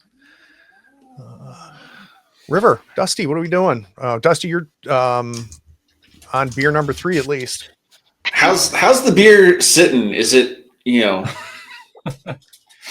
I feeling anything? Is it You're working on a buzz. You have this sour stomach. It doesn't seem like the beer's bothering it. You're not hungry. tremor's still going? Yeah, but they're getting better. Is there? I highly doubt that this is a classy enough establishment to have a mini bar in the rooms. There is no mini bar. Yeah. Your beer is the mini bar. I'm on the hunt for something stronger, so I will go to the front desk and see. And no, I assume also no like memories coming back. Like it's still just blank page, everything. So but it's crazy, Dusty, because like as you're getting information, you believe it, right? So you're just not remembering it, right? So no question that you host this show, but you don't remember hosting a TV show. But all evidence says you do, and you believe that, right? You even when you get on your computer, you Google and like find YouTube videos of your show, and that sure as fuck is you. Talking about the haunted basement of so and so, in southern Tennessee. So everything makes sense. It's just you don't remember it. Do the rooms have windows to the courtyard, like outside? Okay, so I could see potentially Dusty leaving his room. If you want to open up the curtains, they're by default closed. But if you want, open up the curtains so that people can see in and you can see out. Well, I was thinking of visiting Dusty, but maybe if I see him leave. Yeah, let's actually have you step out. Yeah, I would be the furthest one, like the furthest room down, so I'd be crossing your room to get to Yeah. Let's time it. Let's have you, River, and your intent was to go to Dusty's room. Yeah. You step out of your room and you see Dusty closing the door on his and starting to walk your way. Hey, Dusty. Hey. Hey. Hey. How you doing? He looks a lot cleaner than you. Fair. Yeah, shower set me right. I was just heading to the front desk, see if they got something hard. Anything I can do. Anything you need me to take care of? Just How are you? Are you doing okay? Yeah. Oh. Yeah. Just stomach a little upset. I'm good. I mean, why wouldn't I be, right? I'm always doing great. Well, sure. Do you know what the plan is for tomorrow? Like, just man, I don't. Trying to think. I know I'm a big enough deal, so I think I want to project like I know what's going on. Mm-hmm. Look, this was definitely your and Lynn's show. Yeah, this town runs on business hours only, it seems like. So I'm figuring maybe get some rest in the morning, maybe in the light of day. Everything will make a lot more sense. Is it still raining? Yeah, pouring. Maybe the rain stops. Maybe we can talk to somebody that's not, an IQ, the number of a shoe. Poor Jeff. Get some answers. I mean, we gotta figure out what's going on with the van. Get that to a repair shop. We gotta figure out where Lynn is. I mean, we gotta talk to people. Okay. And figure out what we're gonna do. I don't know if we can get a rental car. I mean, I'm sure we can figure that out. Garage that gives us a rental car. I don't think there's a Hertz out here. But I was just checking in if you needed anything. That's all. I mean, unless you got a 14-year-old Scotch bottle hiding in your room. I'm 18. I don't. Hey man, I don't judge. I didn't judge. Look, you don't know. So no, okay. I want to wait for Dusty to leave. gotcha. It's- And he walks past you. It sounds like Yeah. Dusty's heading down to the front desk. Him mentioning Lynn just makes you instinctively like check your phone. Mhm. And your text message is still unread. Yeah. I want to go into... Dusty, did you lock the room? Locks automatically. Yeah. Oh, okay. Okay, bummer. Dang it. I will try to open the door, but if it locks automatically, then I'm It's just going to go locked. back to my room and take a shower and fall asleep. Go ahead and reset your daily for me. Dusty, you get down the front desk. Dusty. Hey, buddy. Mary said you guys got in an accident. Yeah, it's real bad. I show my hand, which is like, obviously cleaned up, but like shows the sign. Maybe some minor bruising and stuff. Yeah, it But was you're missing fingernails. nasty. Look, man, I don't know. I'm just trying to get a drink or something. Do you got anything back there that I can buy? Don't care what it costs me. I need Not much of a Is there drinker. liquor Dusty, store? sorry. Is there a liquor store? He looks out the window and sees like the pouring down rain. He's like weighing the value of alcohol versus getting soaking wet. I mean, the liquor store will be open. I want to say they open at 10. I just sort of like, yep, figures. Like no DoorDash, no Uber Eats, no TaskRabbit, no Postmates. All right. Okay, fine. All right. Well, have you seen Lynn? Blonde woman. Weird. Mary asked about her too. I assume she's with you guys. You guys all left this morning. Is everything okay? Yeah. I mean, we got in an accident, so no. But we're all just sort of shaken up. We're trying to piece it all together. Do you guys not know where Lynn is? Look, I'm sure she's fine. We're just. It's been a rough night. We'll talk in the morning. I'm going to bed. You are getting a sense that this guy might act on the fact that nobody knows where Lynn is to the tune of calling the police, and you can just sense that. Good luck. If you have no issue with that, if you're not concerned about, if you are concerned about it, I need like a persuade maybe. If you don't want him, to report her missing. I think Dusty doesn't want people poking around because he doesn't know what's going on. Mm-hmm. So he's like, oh yeah, I think she was staying up closer to the shoot location tonight anyway. Look, man, it's like I said, it's been a rough day. I was just making sure everything, just leading the team, rallying the troops, that kind of thing. Yeah, I'll take a fast talk or a persuade, Dusty.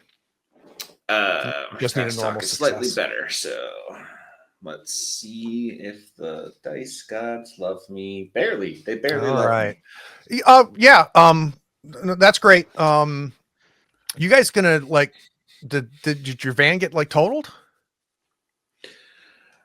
We'll see in the morning. We tried to get a tow truck, but apparently nothing operates outside of business hours except Bethlehem for Towing isn't open till like 7. So we're gonna have to get that sorted out. See, I mean, everything. It was dark. It was wet. It was cold. I'm here all night if you need something.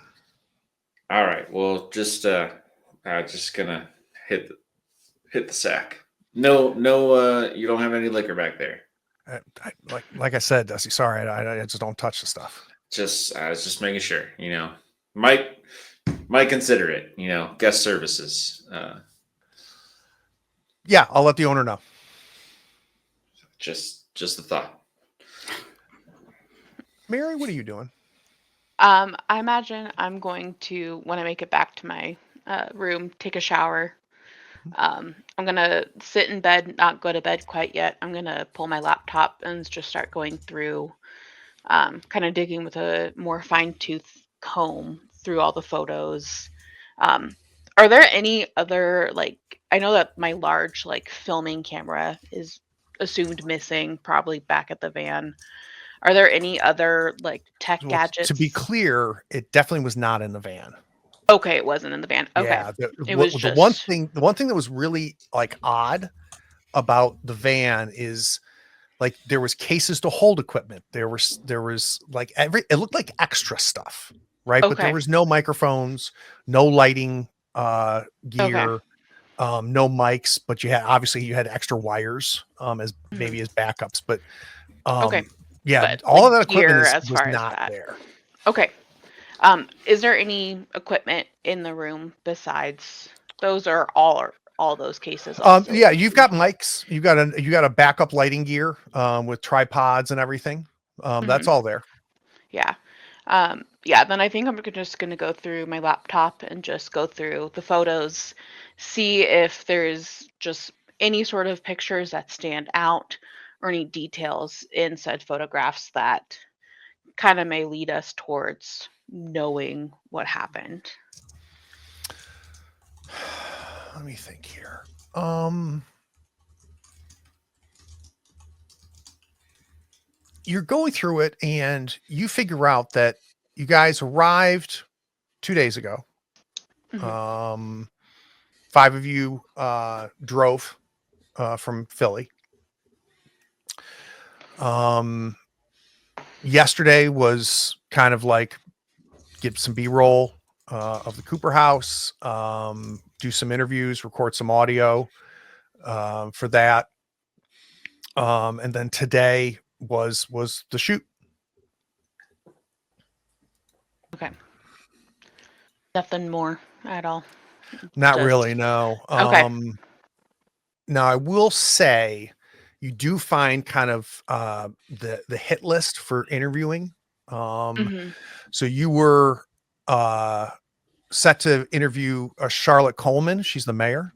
That apparently was set for September 16th. You have written next to it on camera in parentheses. Chief Donald Hathens, who is the police chief, that was scheduled for September 17th. And then it says off camera in parentheses. Okay. You see Earl and Mabel on your list, and then you have next to it declined an interview. Okay. You see Joseph Kennedy listed. And in parentheses, it say mask the audio. You see an interview with a James Burke and an Alan Romanoff together. They're listed together for some reason. That's supposed to be on camera. A Vanessa Volker interview for September 19th and a Lily Austin interview for September 17th. Both of those were on camera. Okay. Alrighty. I think I am going to just shut my laptop and just decide to kind of call it a night All as right. well. So you go to sleep. Let's go ahead and reset your Okay. SAN. Dusty, you're the last one up, it looks like. Yeah, I mean, I think once I get back, I will crush that last beer and then pass out in the bed.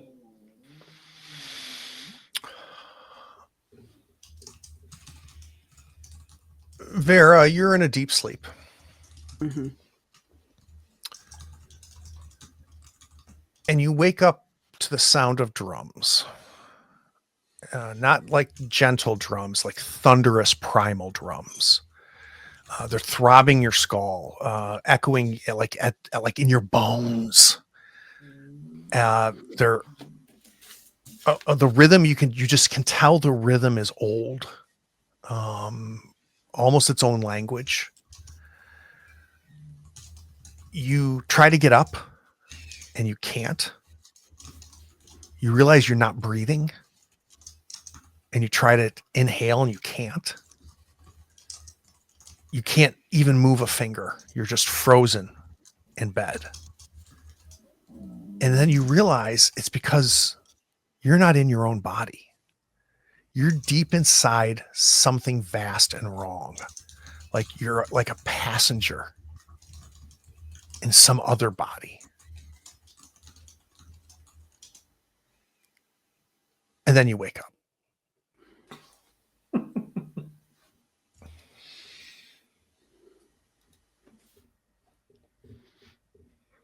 I'm gonna write all of that down. And if I seen anything, write that down as well. No, it was just all you saw in the dream was the ceiling. Just the ceiling. But drums. Yep. Okay. Mary, you're dreaming too. You slowly become aware. You're not waking up. It feels like you're almost like surfacing. The air around you is warm and wet, but it smells rotten, like rotten proteins, like meat left out in the sun. Just fills your nostrils. Perfect. Before you stretches a churning expanse of pale, bloated flesh. Just a sea of writhing white bodies, and they're slick and they're glistening. They almost look like grubs, like large grubs, about the size of a dog, and they have like these little legs, and they're just kind of churning in front of you. And you wake up. I will need a sand roll for the grubs. Alrighty. As one does, you know. Go ahead and drop your sand by 1 for me for the success. Dusty and River, if you had dreams tonight, you don't remember them. I mean, I guess there's that. Yeah. Does my daily sand reset now? It does. Perfect. I would like, as we wake up, to check the phone to see if the message is still unread. It is unread. And I'd like to call Lynn from my Straight phone to see what voicemail. happens. Straight to voicemail. Okay. When I wake up, I start reciting all the facts I know about myself because I know that I'm a performer, right? And so if I have to be Dusty Cook, this is a role that I'm inhabiting. So here's everything I know about Dusty Cook.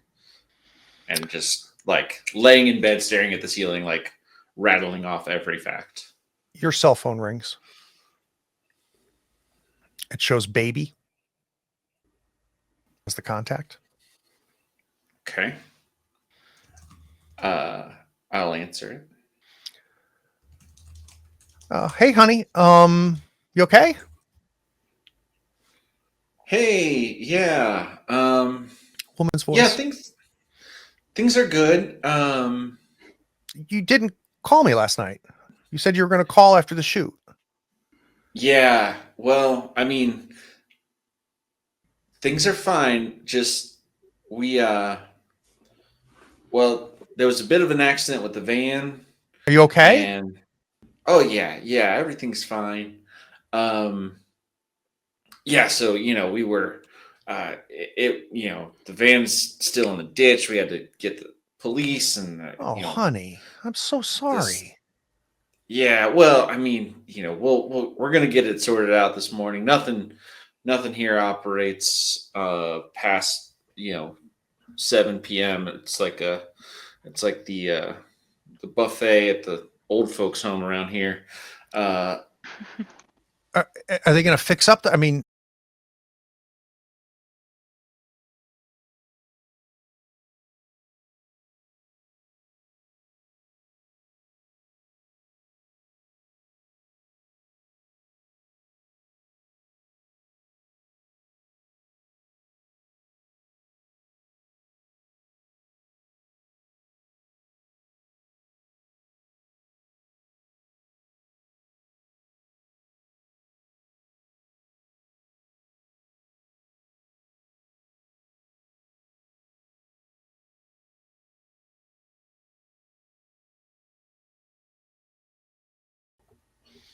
What are we all doing this morning, kids?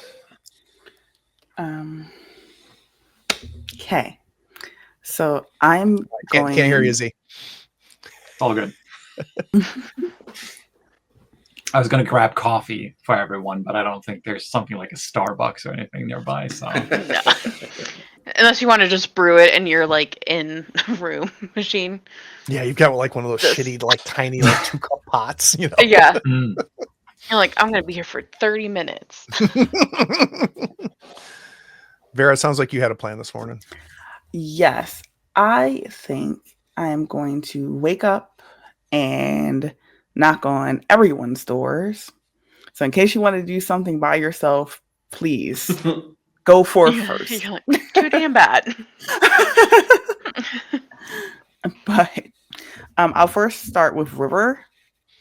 Yeah, door knocks. Oh, hi. I just open up. This is like, you want to come in or? Yeah, sure. Do you remember anything, recall anything at all? No, I don't. Okay. I think Lynn is missing. Like I show the text messages. It's like no red. I just called. Like it goes straight to voicemail, and I think she was with us. Okay.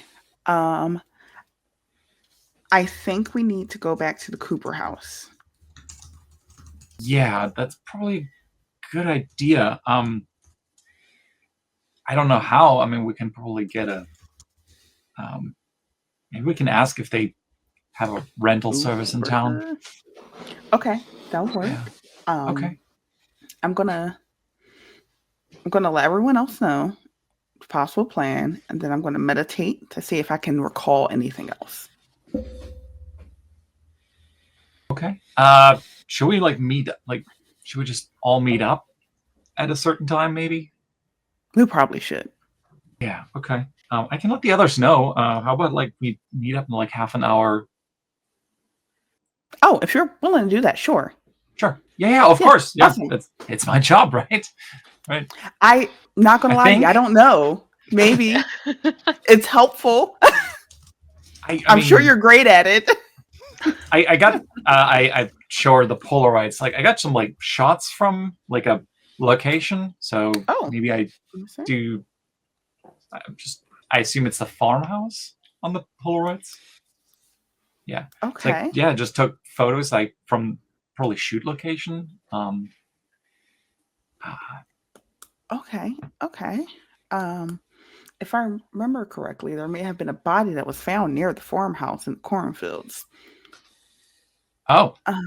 Yeah. I think I we found were a bunch filming of there, articles. right? Yeah. Yes. Yeah, that makes sense based on the text messages. I think we were there yesterday, right? Yes. So maybe Lynn's there.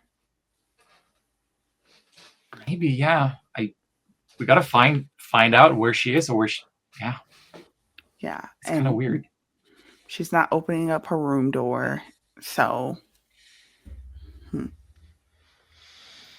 Then I'm gonna go back to my room and attempt to meditate. Okay.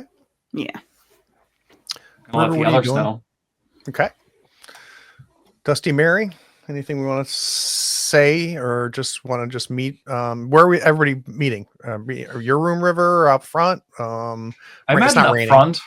Okay. I imagine up front. What time is it? Did we establish that in the morning?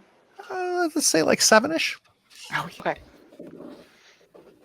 Yeah, the four of you did not sleep great. Okay. Yeah. I'm doing what I imagine Dusty Cook does every morning, which is like 10 push-ups, a couple sit-ups, a couple jumping jacks, some stretches. Yeah, that might be true, but I gotta tell you, you're still pretty damn sore, man. Pretty damn sore. You only do 5. You're like 10. Yeah, I'm attempting these things. Yeah, tremors are pretty much gone. Well, that's good. That's a good sign. I was going to check that. I'm going to just look around the room. We've been alerted that we're going to meet up front. I'm going to just repack my fanny pack, make sure. I'm going to try, I would imagine like the night before, knowing that my phone screen is shot, just still keep it with me in case we can maybe find somebody that can fix it. Would be nice. But like I plugged it in last night, no idea if it charged or did anything. But Nothing. yeah. Yeah. Then I'll just head up to the front. Okay, you guys all meet up the front. Mm-hmm. All right. All signs are pointing to the Cooper house. How do we want to get there? So quick reminder, and I think Mary, you figured this out, and it's possible the other three came across this as well. But obviously, this Vanessa Volker was the one that was going to like get you access to the Cooper house. Mm-hmm. Some sort of real estate agent. Yeah. Well, let's contact her to see if she can drive us up there. River, Dusty, do you have Vanessa's number at all? My phone's still shot, so I can give her a call if I let me look. Do I have the number of a Vanessa Folker in the? You do. Okay. Yeah. Yeah. I got the number. I can give her a call. Like, should we ask her to drive us there? Is that the plan? Just making sure. I think that would be good. Yeah. Can I ask the front desk person just, you had mentioned, the different person. cops had mentioned, young lady. Okay, the cops mentioned that they were going to get our van towed. Do you know typically where that gets towed to? Do you have a contact information? Yeah, Bethlehem Towing is probably. I mean, if that's the only game in town. Yeah. Do you happen to have their number that you could pass on so we can call sure. And they kind of like grab like a little business card for the lantern and flips it over and jots down a phone number for you. Okay. I'm gonna go to Dusty and just be like, "Can you call them, please?" Yeah, I'll get this sorted out. Thank you. I would like to call Vanessa Folker to see if she picks up. Volker Realty. Hi, this is River Burton. We're with the film crew. Yeah. We were. Did you guys get all the footage? I don't think we did. I think we have to go back there. We had like you guys want to go back to the Cooper house? Yeah, that's the plan. Here's the thing: we had an accident yesterday driving back from it, and I think we left our gear there. Would it be possible? I know, like, don't want to put you out, but could you maybe come by and bring us over there so we could pick it up? I don't know where they brought the car. We're trying to figure that one out right now. Yeah, but you guys told me yesterday was going to be the only shoot day. I mean, well, I don't think we're going to shoot. We might have left something there. Yeah, I'm just going to have to come with you. I can't just let you go to this place. No, of course. Yeah, that's totally fine. We're probably gonna need a ride back when we pick our stuff. So that would be super great if you could just come by. We are at the Lantern. Yeah, I know Lantern. Okay. Yeah, that fantastic. About an hour. Thank you so much. Yeah, whenever works for you. Hour is great. We can probably get some food and then head over there. Excellent. Thank you. Sounds good. Yeah, you're welcome. All right. See you then. I will let the others know, or they probably overheard it. Dusty, if you're going to call Bethlehem Towing. Yep. Yeah, we got your van here. Boy, oh boy. That front axle is toast, my friend. Yeah, if you give me about a month and a half, I should be able to probably get that thing put together for you. You got to order a shit ton of parts.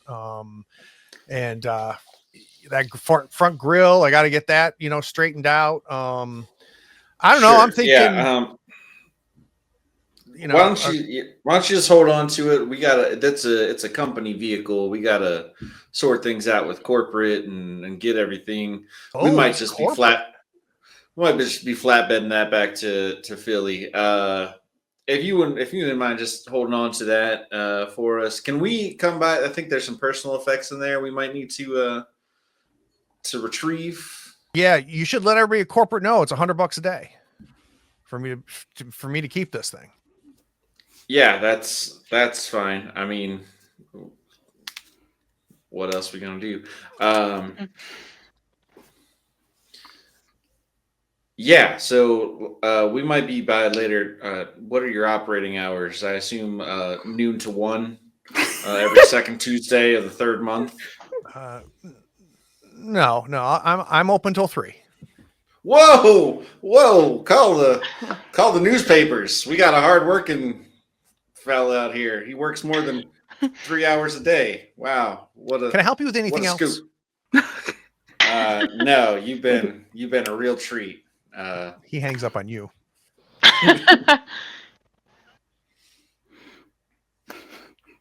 I will. And then, I'm gonna just like shake my head, be like, "Shit, I should not have given him the phone number." You should not. I don't even know how that went bad. Yeah, it's just like I assume that I've been working with Dusty for an undisclosed, obvious amount of time, and I'm just like, God, why did I do that? Just That just like I felt. wish I had my phone. real. I charmer. wish I had my phone as well. Yeah. I'm like, how is Damn. Wouldn't have done that if I called, but you know. we live and we learn. Yeah. This is why River solves all the problems. Here to help. I imagine River, you just look over and you're also like, what are you doing? I'm slowly starting to understand why I was planning to quit. Yeah. Yeah. Slowly starting to All of understand this why tracks. I'm That taking email this has money. just been like a journal for the past, however long of just like, oh, this today with this man. Quite the It's a- charmer, Dusty. Quite the Yeah. charmer. So it sounds like we've arranged for Vanessa to come scoop you guys in about an hour.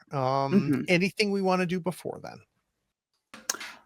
Ooh, since How's the bubbly gut situation going? Still feeling Better. You're not hungry, which is surprising, right? But kind of like like the last day of the stomach flu, right? You can tell, it's getting better.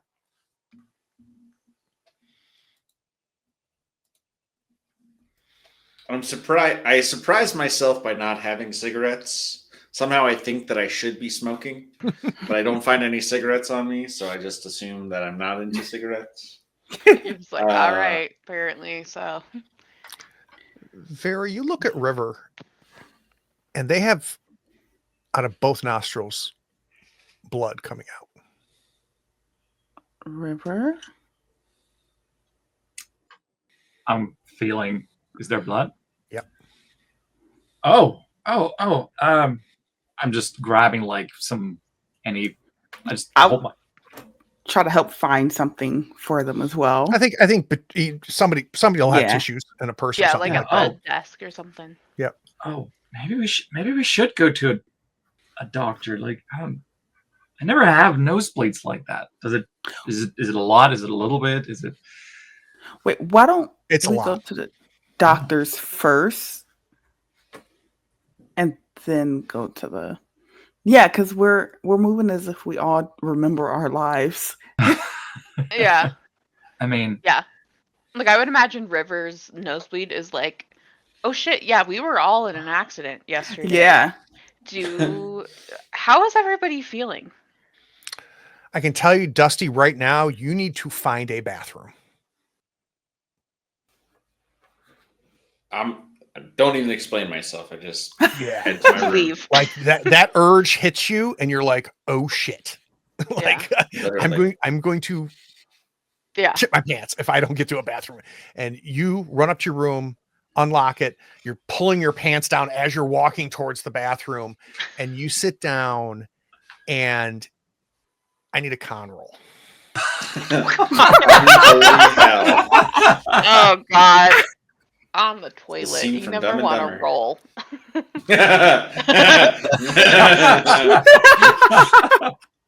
Goes poorly. Dusty,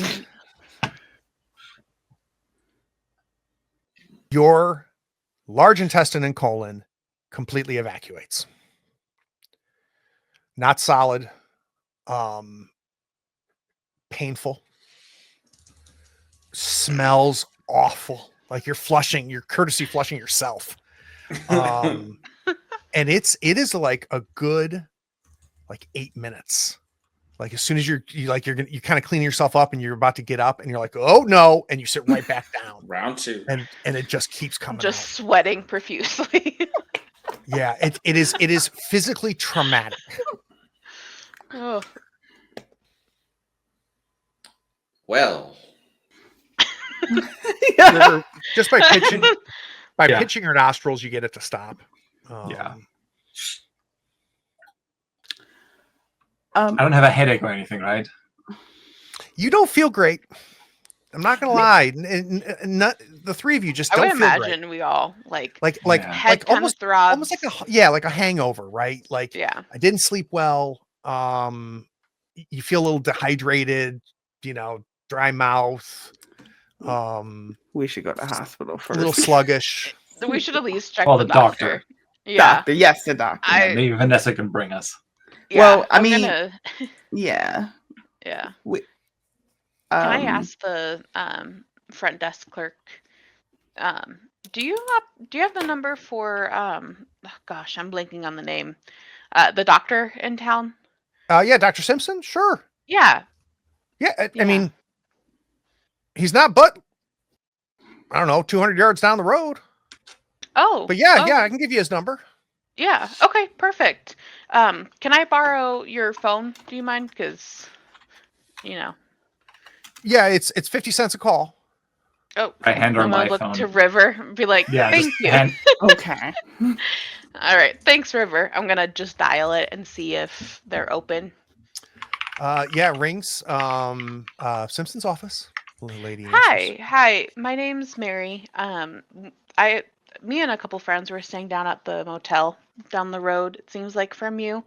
I just wanted to see if you guys take walk-ins. We got into a car accident late last God. night, and the cops brought us back, and it was going to be a long wait for hospital. Oh, no. Yeah. Okay. Yeah. Can you hold 1 second? Yeah. And you're anticipating hold music. You don't. You can tell she's put her hand over the receiver. She goes, Dr. Simpson, there's some people down staying at the Lantern. Guess they had some sort of car accident or something last night. Wondering if they can, come in and check it out. She comes back on. Do you guys have insurance? I'm gonna fumble, kind of like put the phone in my neck and just yeah. Okay, 1 second. I'm sorry. Yeah, they've got insurance. Okay. Yeah. All right. Yep. Okay. Yeah, you guys can come right down. Okay, perfect. Thank you. We'll head that way. She hangs up. All right. Does somebody? I'm gonna hand the phone back to River. Thank you so much. I appreciate it. Do you mind calling Vanessa and just let her? I feel like we should maybe just go Somebody to the Can somebody doctor. get Dusty? I don't know where Dusty went. He's just ran Yeah, off. I mean, I'll- we will get him on our way out. Yeah. Okay. Yeah. Yeah. I'll say like you guys go on ahead. I'll swing by. I think I forgot something in my room, and just since I'm the closest to him, I'll just knock on the door and see where he's at, Okay. and we'll catch up with you guys. I will let Vanessa know. Just a quick call to, hey, we're going to be actually at the doctor. Yeah. I think we should have a conversation. So she Oh, picks up again. okay. She goes, Yeah. hey, I was just wrapping things up here. I should be there in like 15. Actually, we're going to have to head to Dr. Simpson. Was it Sim? Yeah, to Dr. Simpson. Just some of us are not feeling great after the accident, I think. I just got like a nosebleed. We might be a bit, but if you could still like drop us off later, would that be okay? Yeah. Is all of you don't feel well? I mean, not really. We must have banged our head like memory's fuzzy. I just had a nosebleed. I don't know where. Still no idea where. Yeah, we're all not feeling great, honestly. It's just we should have gotten checked out How's first. your stomach feel? Just not great. I mean, yeah, like Dr. Simpson. I think actually he's right around the corner from you. Yeah. There. Do you guys just want to call me? Give me That like a would be 30-minute heads up, and I awesome. should be able to wrap it up and yeah, pick you thank guys you. up. That would be amazing. Thank you. Yeah. Yeah, just give me a call. Okay, I'll ring you up. Sounds great. Thank you so much. How'd you know about our stomach? Yeah, like I was just relaying this like yeah, she asked about yeah, just how are y'all's stomachs doing? Oh, like crap. Yeah. I'm gonna head to Dusty's, and I imagine I'm gonna like go with the intention of knocking on the door, but it's like cracked open from him like not even shutting it all the way. I just walk up and I'm like, oh, it's open. Yeah, Dusty, you've finished. You're empty, literally at this point. No fan in the bathroom. There's a switch, but it doesn't do anything. You I like hear, get to the door. I'm like, yeah, it's bad. Just like Mary. back up. It's bad. But you can hear Mary's voice as you're pulling your pants up. Just a minute. Okay. The doctor is just around the corner. I'll wait out here in my room. I got to get something from it. But we're gonna go get checked out by the doctor. They're expecting all of us. That's a good idea. Can I get you anything at all, or? No, I'm good. Just a bit of the rumbly tumblies. Yep. And I just like happens to the best of us. To breathe, and just go into my room. Just, I really didn't forget anything in my room. Just, All right. Do we want to all walk to Dr. Simpson's? Mm-hmm. Might be a good idea. So you get there. Older guy, probably maybe late 50s, early 60s, not real clear. Lady about the same age, behind the front desk. You quickly figure out that they're brother and sister. And she's there helping him out at the front desk. I don't think we need to role play at all. He, looks at each one of you and checks you all out. Couple things he notices. He says, you guys mentioned your stomach. He puts a stethoscope on your stomach and he says, yeah, there's a lot of turning going on in there. My guess is, especially with your temperatures are all a little elevated. It looks like maybe like a stomach flu or something. It's weird. All four of you got it. You guys all work together, like spend a lot of time together. Yeah. I mean, he checks you all out. He goes, your blood pressures are all elevated, but not enough that he's worried about it. Especially when you tell him about the accident. He does the eye thing with the light, the pen light, and you're responsive. He's like, I don't think you have a concussion. Any questions we want to ask the doc? I think I'm definitely looking to see, like, is there a degree on the wall? Like, is it like veterinary medicine or no? It's like this guy knows what he's doing. Okay. Oh, okay. The one competent person in Cleo. So we were planning, Dr. Simpson. We were planning to head back to the Connor. Was it Connor house? Location. To the location, yes, to our location. We're filming something. You guys like famous or something? I look over to Dusty. You're and it's just you and Doc in the examination right. room. Oh yeah, right. Well, not me. I'm just assistant. It's like a ghost hunting show. Maybe one of those. I bet you guys are here for the Cooper house. Yes, exactly. The Cooper house. Just people eat that stuff up, and we were there. I think we were there yesterday filming something. We must have left our equipment there. Is that like a thing in town? Everybody? Yeah, the kids rite of passage for the kids to spook each other out. They'll go in there and break into the place and stuff like that. I've driven by it a million times. Yeah. There's a real nice couple, the Bakers, that live about a mile and a half down the road from the Cooper house. Mabel. Oh yeah, we met them. Yeah, do Earl. Earl's, he's struggling, so I do house calls with him. But I actually have never been to the place. But yeah, like it's kind of our local haunted house, I guess. Nothing weird about it. It's just the talk of the town. Yeah, I mean, you got a lot of tourists coming in for that. No. Maybe we will. Apparently, if with your TV show, maybe that'll change. Possible. I mean, we're pretty popular, I think. Who knows? The amnesia's really, really hitting us. I'm still struggling. Like, you think we're gonna be okay? Just everything looks like a stomach bug of some sort, like a flu. I would probably see if you can get yourself some broth or something. See if that you can keep that down.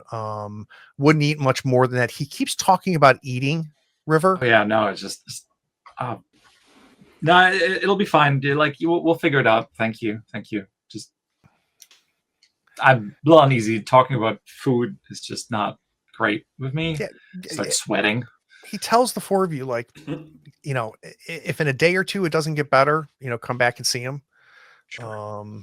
Maybe run down to the pharmacy and see if you get like Pepto-Bismol or something. I do have a question for him in my consultation. So let's cut to your exam room. Yeah, I'm gonna say, so because the police force is small, are you like on the forensics team as well? Nope. No. Okay.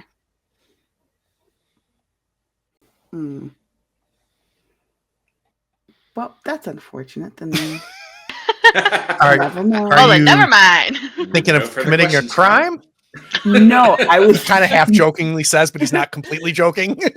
No, I was more so going to ask about it happened a bit ago, but the unidentified man who was found in the cornfields. Yeah, I remember that. Boy, how long ago was that? It was a good bit ago. Yeah. Yeah. I remember. Yeah, they, found the body in the cornfield. Looks like it was self-inflicted, which is insane to me. Because he had, for as small a town as we are, he had a, pretty good real estate business going. So I think everybody was pretty surprised by it. What was his name?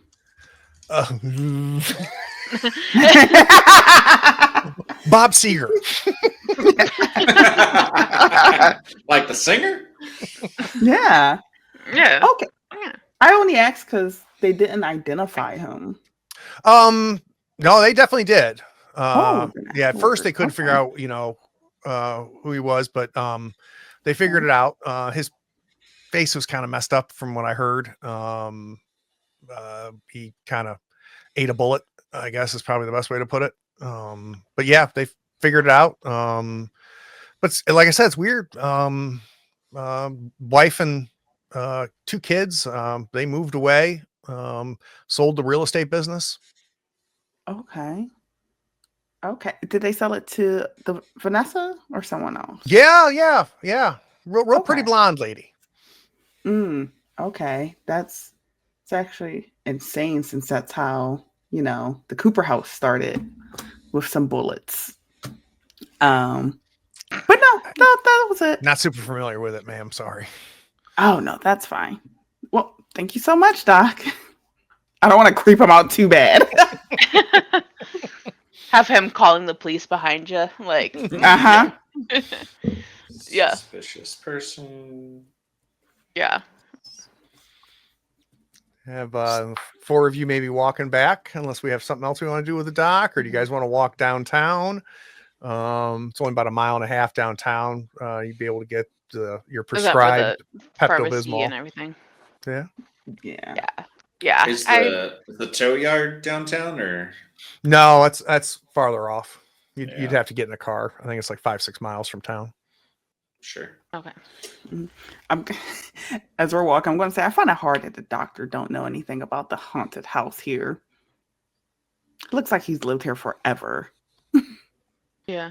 Find that hard to believe, He's super familiar with it, right? He knows all about it and stuff like that. but But nothing like, more. Yeah, yeah, more. like it's stupid Do kid we want stuff. to?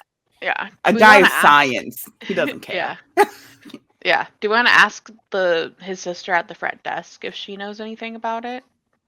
Ooh, You know, because Yeah. assumably if he's lived here his entire life, maybe she has Yeah. too. Yeah, they're born and raised. Yeah, Here in born and raised Cleo. in Cleo. She just tells you like, some bad stuff went down there a long time ago, and since then, people just talk about it, being haunted. Seems like a bunch of hookah to me. I don't, she doesn't believe in that kind of stuff. I think you mentioned that you were there yesterday. She asks you whether you guys saw something. it's the weirdest thing. We don't remember. Yeah. That's weird. Yeah. Telling me. Yeah. I think, we'll head out. Thanks again for seeing us on such short notice. We really appreciate it. Yeah. Doc told me, like, if you're not feeling better in the next 2 days, just come on by. Yeah, we have your number. We really, really appreciate. You guys have been great. Then we're gonna head out. Okay. Are we heading downtown, heading back to the lantern? What are we doing? I'm gonna head downtown. Okay. Downtown for just some early medicine. Yeah. The four Just of you? and see what the town offers too. Sure. Besides hopefully just the pharmacy. Yeah, it's tiny town when you Yeah. guys get there. Sleepy. I would say like half of the storefronts are closed. You can tell this town's been here for a very long time. You do see Vanessa's Realty, kind of on the edge of town, at the diner, pharmacy. There's a tiny Piggly Wiggly grocery store. Just a sleepy, tiny little town of like, just under 2,000 people.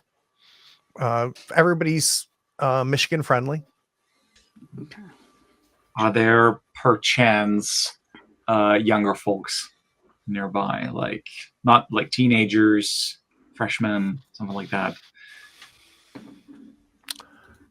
Give me a luck roll. Sure. Where would that? Oh, there.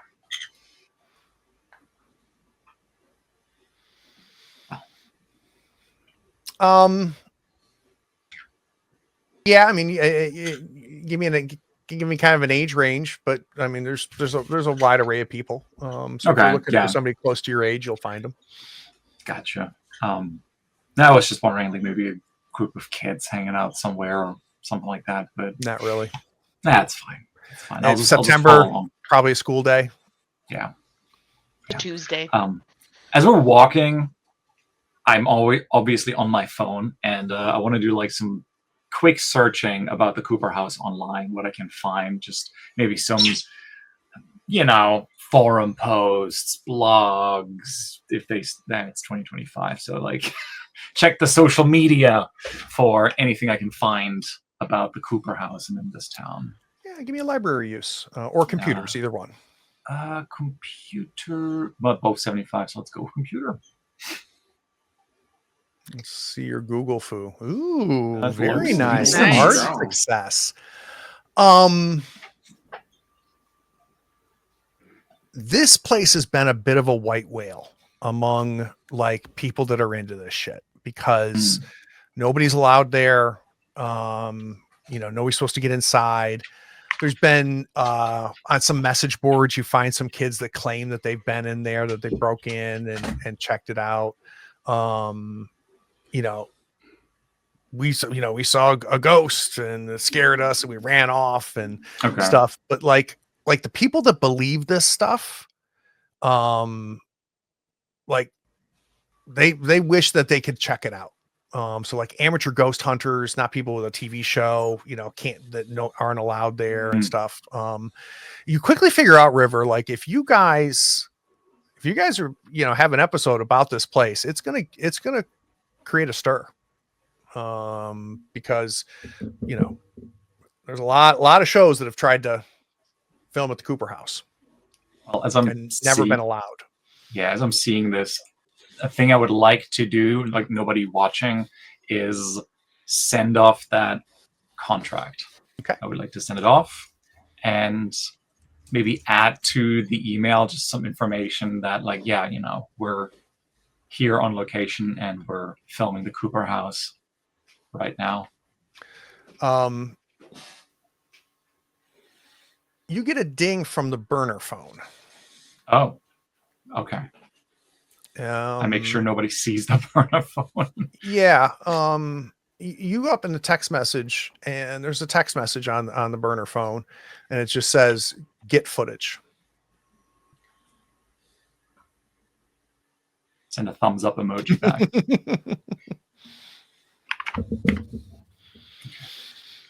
If you guys, get like some Pepto-Bismol or something like that, that's, anything over the counter. If you try it on the way back, or if you're walking around or sit down somewhere downtown, River, just the thought of swallowing something like that, just like even a pill or a liquid like that is like really revolting to you. You're still not hungry. For the other three of you, it doesn't really help. Okay. While we're sitting down attempting Pepto-Bismol healing, I'm going to say, so the unidentified man was actually Bob Seeger, and Vanessa brought his real estate business. Like the singer? Like the singer, but different. But maybe I didn't ask. I feel like we would have heard about it if it was the singer. Yeah.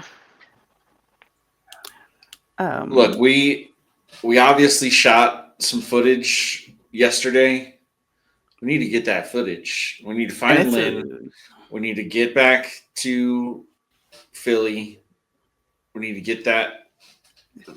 We need to solve this problem. It's a very big deal that we were even got footage from what I can tell online. Yeah, but why would we leave our stuff there? Like, I imagine I'm kind of like panicking just from like, because I know like the value for our group, but also just like, oh shit, like we're on the hook for, this stuff and. Well, not just that, but like, where's Lynn? Right? Yeah. I wish we knew what was going on. I tried calling her earlier. Nobody's picking up the phone. Why would she not be with us in the car crash? Yeah, I mean, maybe she's back at the house. I mean, what if something happened to her and we just drove away to get help or something, and we just, oh God, what if she's there, like injured or something? Oh God. And that means we had to have ran away from something. Oh God. Oh, what if we, oh God, we got to go back there. What if she's like hurt? And we just, oh God, I'm freaking out. Well, don't freak out. Look, it's gonna be okay. Do we want to call Vanessa? We can walk down to her place. Is she even there though? Did she say where she was at, River? She didn't.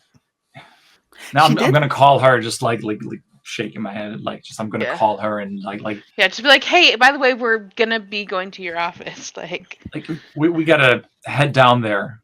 Yeah. I think our friend might be still at the place. Oh, sure. Yeah. So you don't need me to scoop you? No, absolutely. We need somebody to drive us there. Like, if you could come by, like, I look at everybody's like, should we like go there right now? We're 5 minutes from your office. Oh, great. Yeah. Yeah. See you in 5. Yeah. See you in 5. Okay. Also, when you hang up, I'm gonna say also she asked how's our stomachs feeling. Yeah, she did earlier. Yeah, that's. I don't know. Maybe something's going around. You know what? Maybe something's going around town, like a stomach bug or it's. I think the doctor would have said something. Why are we worrying about this? Like, we're missing Lynn. Yeah, we need to find And our camera equipment. and the footage. Yeah. Yeah. Yeah. Let's just go. I'm sure everything will be fine when we go to the Cooper house. I don't believe in coincidences. That's all I'm saying. Yeah. I'm gonna just like give you an inquisitive look since like I don't believe in this, and I'm like, this is just a job. This is just a story. Thinking to myself, but I'm sure that there's an explanation for everything. Let's just head back to the house. Anybody had any nightmares last night as we're walking together? Yeah. Did you have a nightmare at all? I did. Yeah. Yeah. Funny. I think I did. I normally don't remember my dreams, but I remember my dream last night though. What was it? It was it was us at the house, or what I'm assuming the house looks like. I'm not 100% sure. But just odd things, odd smells. I remember smelling. I don't know. It could also just be the head trauma, We don't have head trauma though. Well, we just, as much as I, like Dr. Simpson taking a look at us, I have to agree with our friend over here that probably imaging would be best eventually to rule out anything. But well, my dream felt like being stuck in someone else's body while loud drums played. that's horrifying. Don't love that. Unsubscribe. Yeah, just like no. I think I'm gonna give Dusty a look, just one eyebrow raised. I just shrug. Dreams. It's just the brain's diarrhea, man. Like, doesn't mean anything. So as you guys are walking and talking, you kind of turn the corner. You see like a Yukon, like a really big SUV parked. You can see a sign for Volker's Realty. Woman in her late 30s, early 40s, maybe, pretty, got bleach blonde hair. She's kind of just waves as soon as she sees you. She's standing by the car. That must be I Miss think Volker? so. Has to be, right? Yeah. In fact, it's her because I think you saw like maybe a flyer or A something. flat.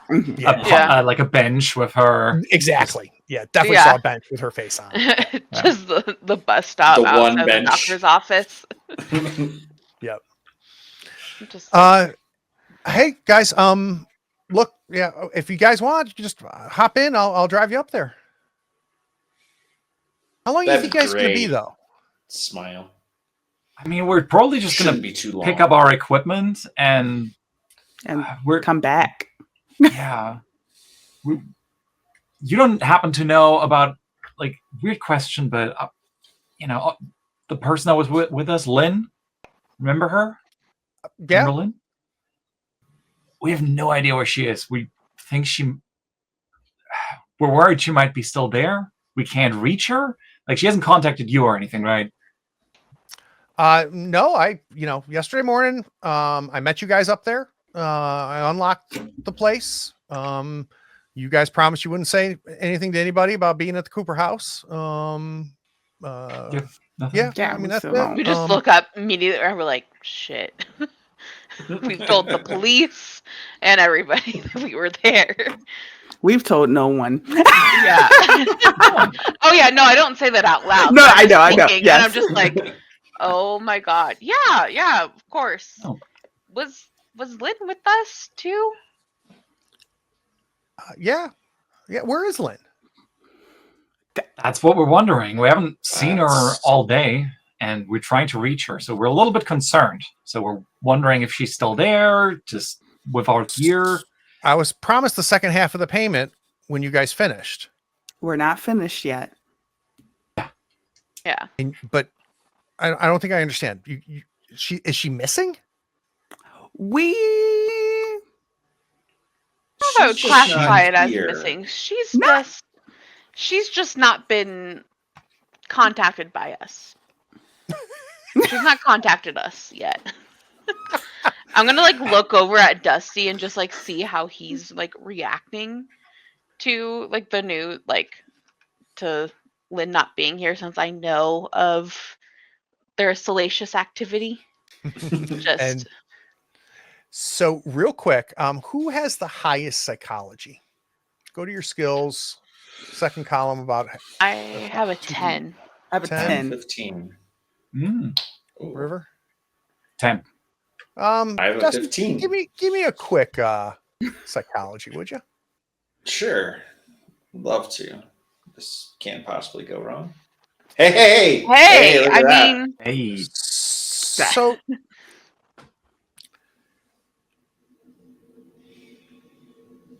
in this conversation with Vanessa, she brings up the money thing a couple times. You get a feeling she's more concerned about the money than she is about not finding Lynn. Sure. And like we need to find Lynn because she owes me money type thing. Yeah. Fair. And just like, I don't know, man. I don't know if you trust her. Like something's going on there.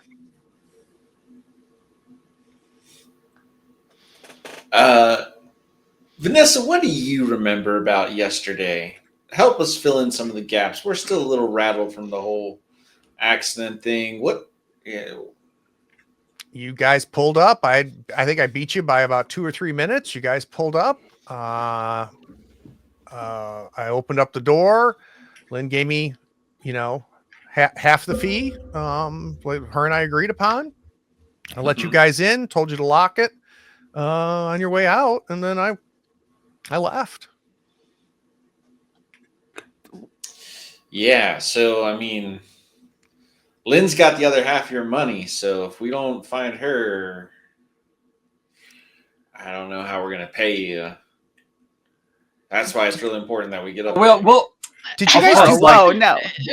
we'll pay. We'll pay. Of course, we're gonna pay. Dusty, like, of course, we're gonna pay the Yeah, other I'm half. saying Of Lynn's course. gonna pay you as soon as we find her. Mary? Mhm. You feel a memory flooding back. Okay. You're setting up a lighting rig.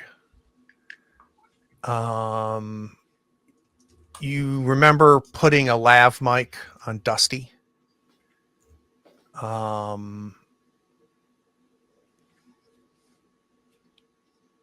You say, don't touch that.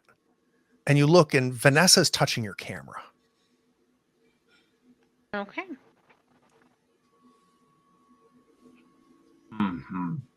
Let's go to credits.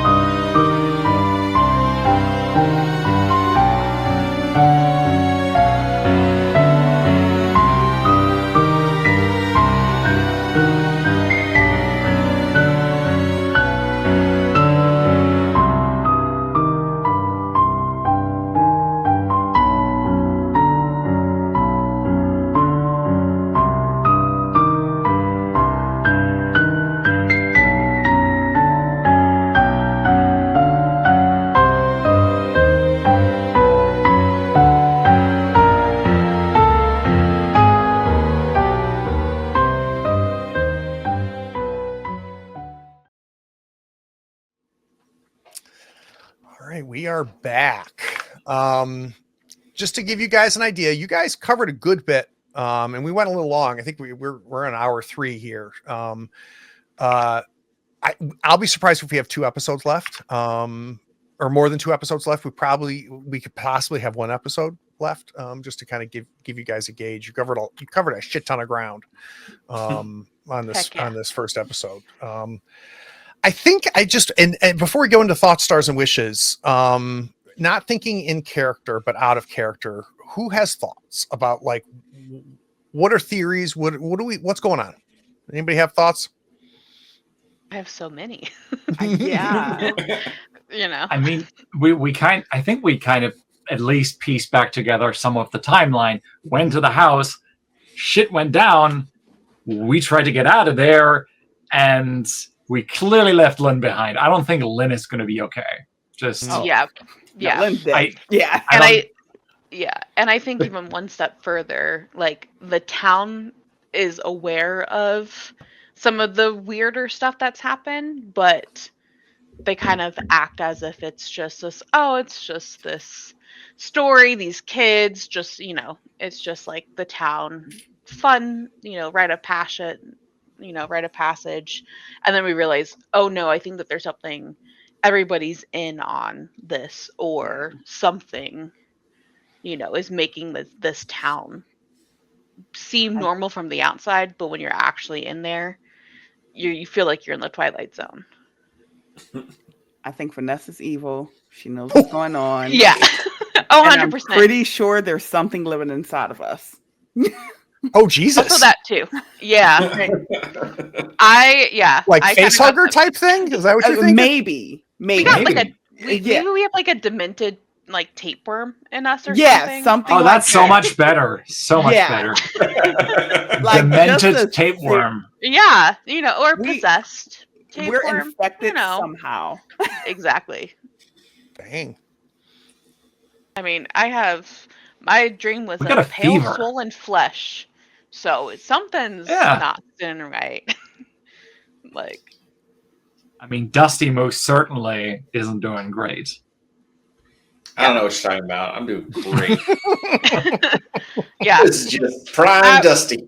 At one point when you were on the toilet, I thought that that you were gonna say, Craig, like, something like falls out, like, not related to a real dream catcher scenario. Yeah, and be like, oh god.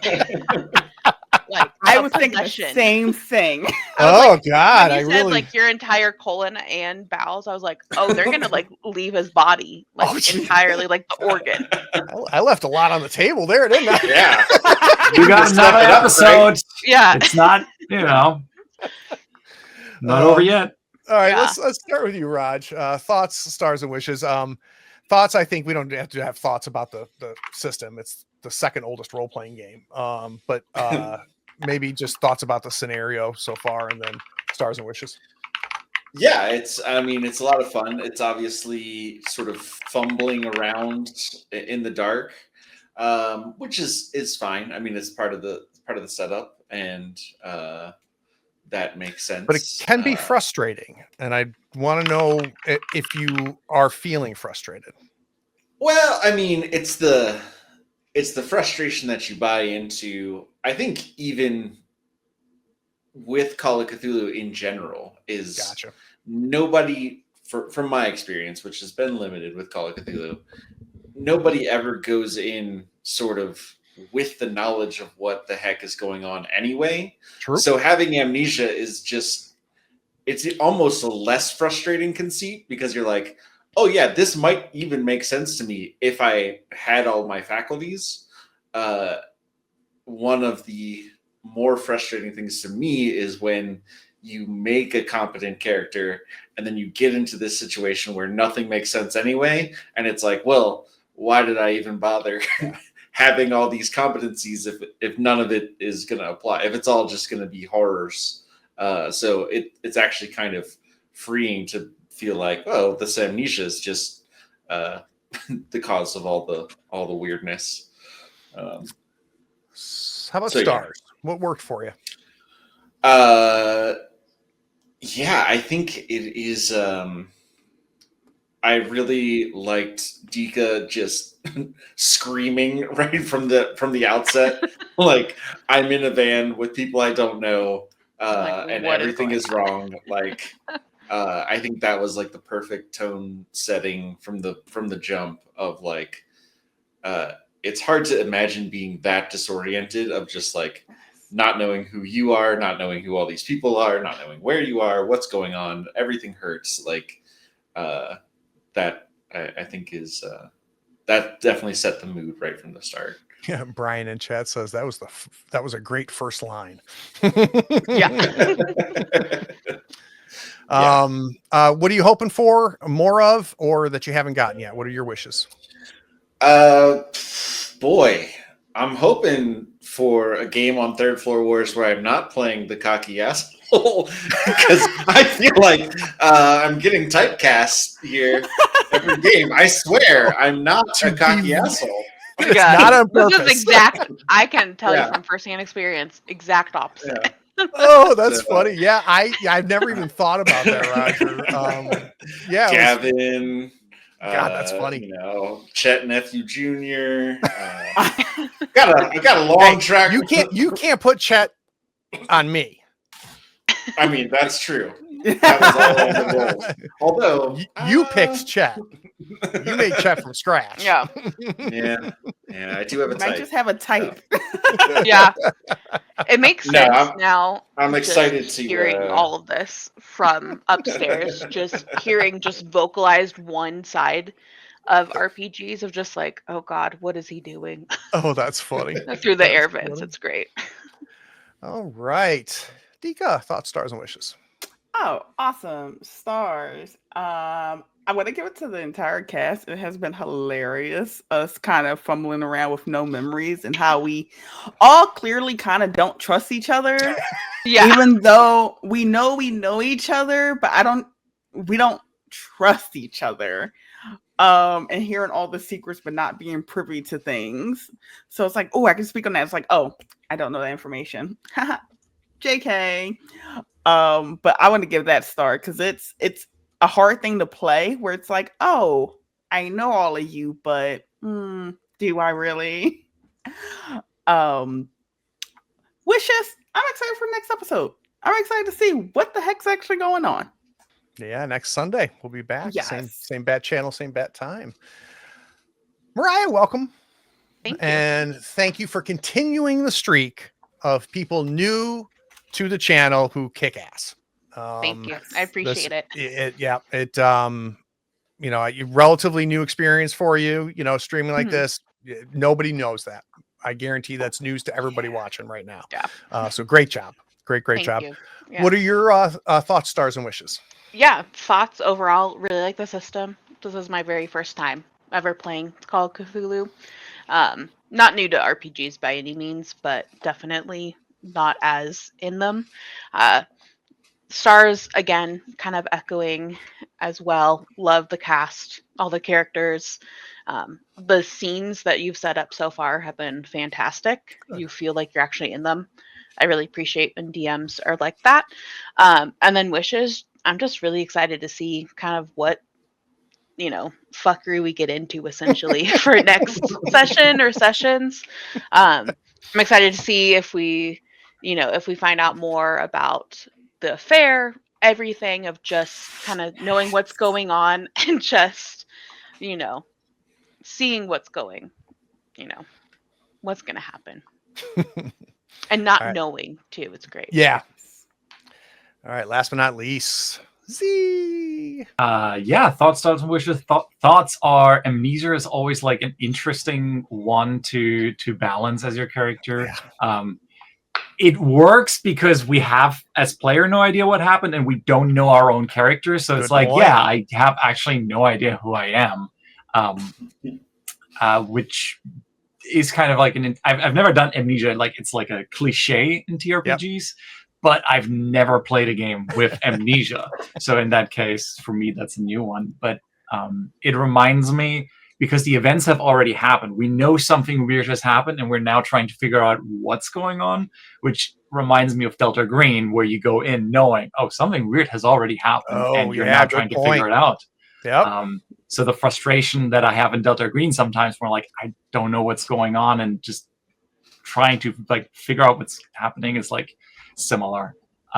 Stars, I'm gonna have to give it to Roger for just the banter and the con roll. That was the funniest con roll. Yeah, I will remember this forever. Roll for con while being on the toilet is amazing. Yeah. It is another Third Floor Wars first. I think that's the first RP on the can that has existed on the channel. Yeah, Glad to be that milestone for you. yeah. Roger will be that guy for you. Amazing. Yes, best con roll ever. And wishes for me is like, going to the house and figuring out what's going on. A wish is always with these to explore the characters and interactions, but I don't know how much room there's going to be for that. But just how it's set up, it's super interesting. Like there's an affair going on, and like betrayal and all of these things. So part of me hopes there's going to be a little bit to explore that, but it might just be the backdrop for our characters. So who knows? Yeah. Who knows? All right. So coming up this Thursday, we've got another new Call of Cthulhu. We're doing Isle of the Damned, which is a very different scenario than Forget Me Not. It is 70s horror grindhouse. There's going to be a lot more action, a lot more blood and guts. If that's like your thing, and if you want to see a contrast to this, but you're still using Call of Cthulhu, that's going to be happening Thursday night. And then Saturday is episode 2 of Monster of the Week. And then a week from today, we'll be back with episode 2. Thanks, guys. Thank you.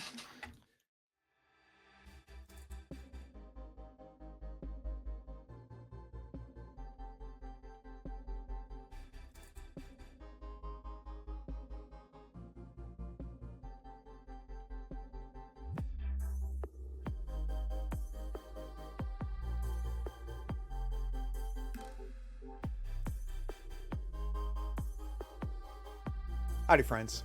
Thank you for watching. All our content is archived and organized in playlists on the Third Floor Wars YouTube channel. Check it out. And if you could like, follow, subscribe, and even set your notifications to this channel on YouTube and Twitch, we'd appreciate it, and it'll make sure that you catch all of our content. I talk with creators, designers, and experts across the gaming landscape in every episode of our podcast, Tabletop Talk. Open up your favorite podcatcher and search for Tabletop Talk from Third Floor Wars. Support your creators. They make the content you love, and it's your support that makes it happen. If you want to help us, go to Third Floor Wars on patreon.com, and you can help us for as little as $1 a month. Thanks again. We'll see you next time. Take care.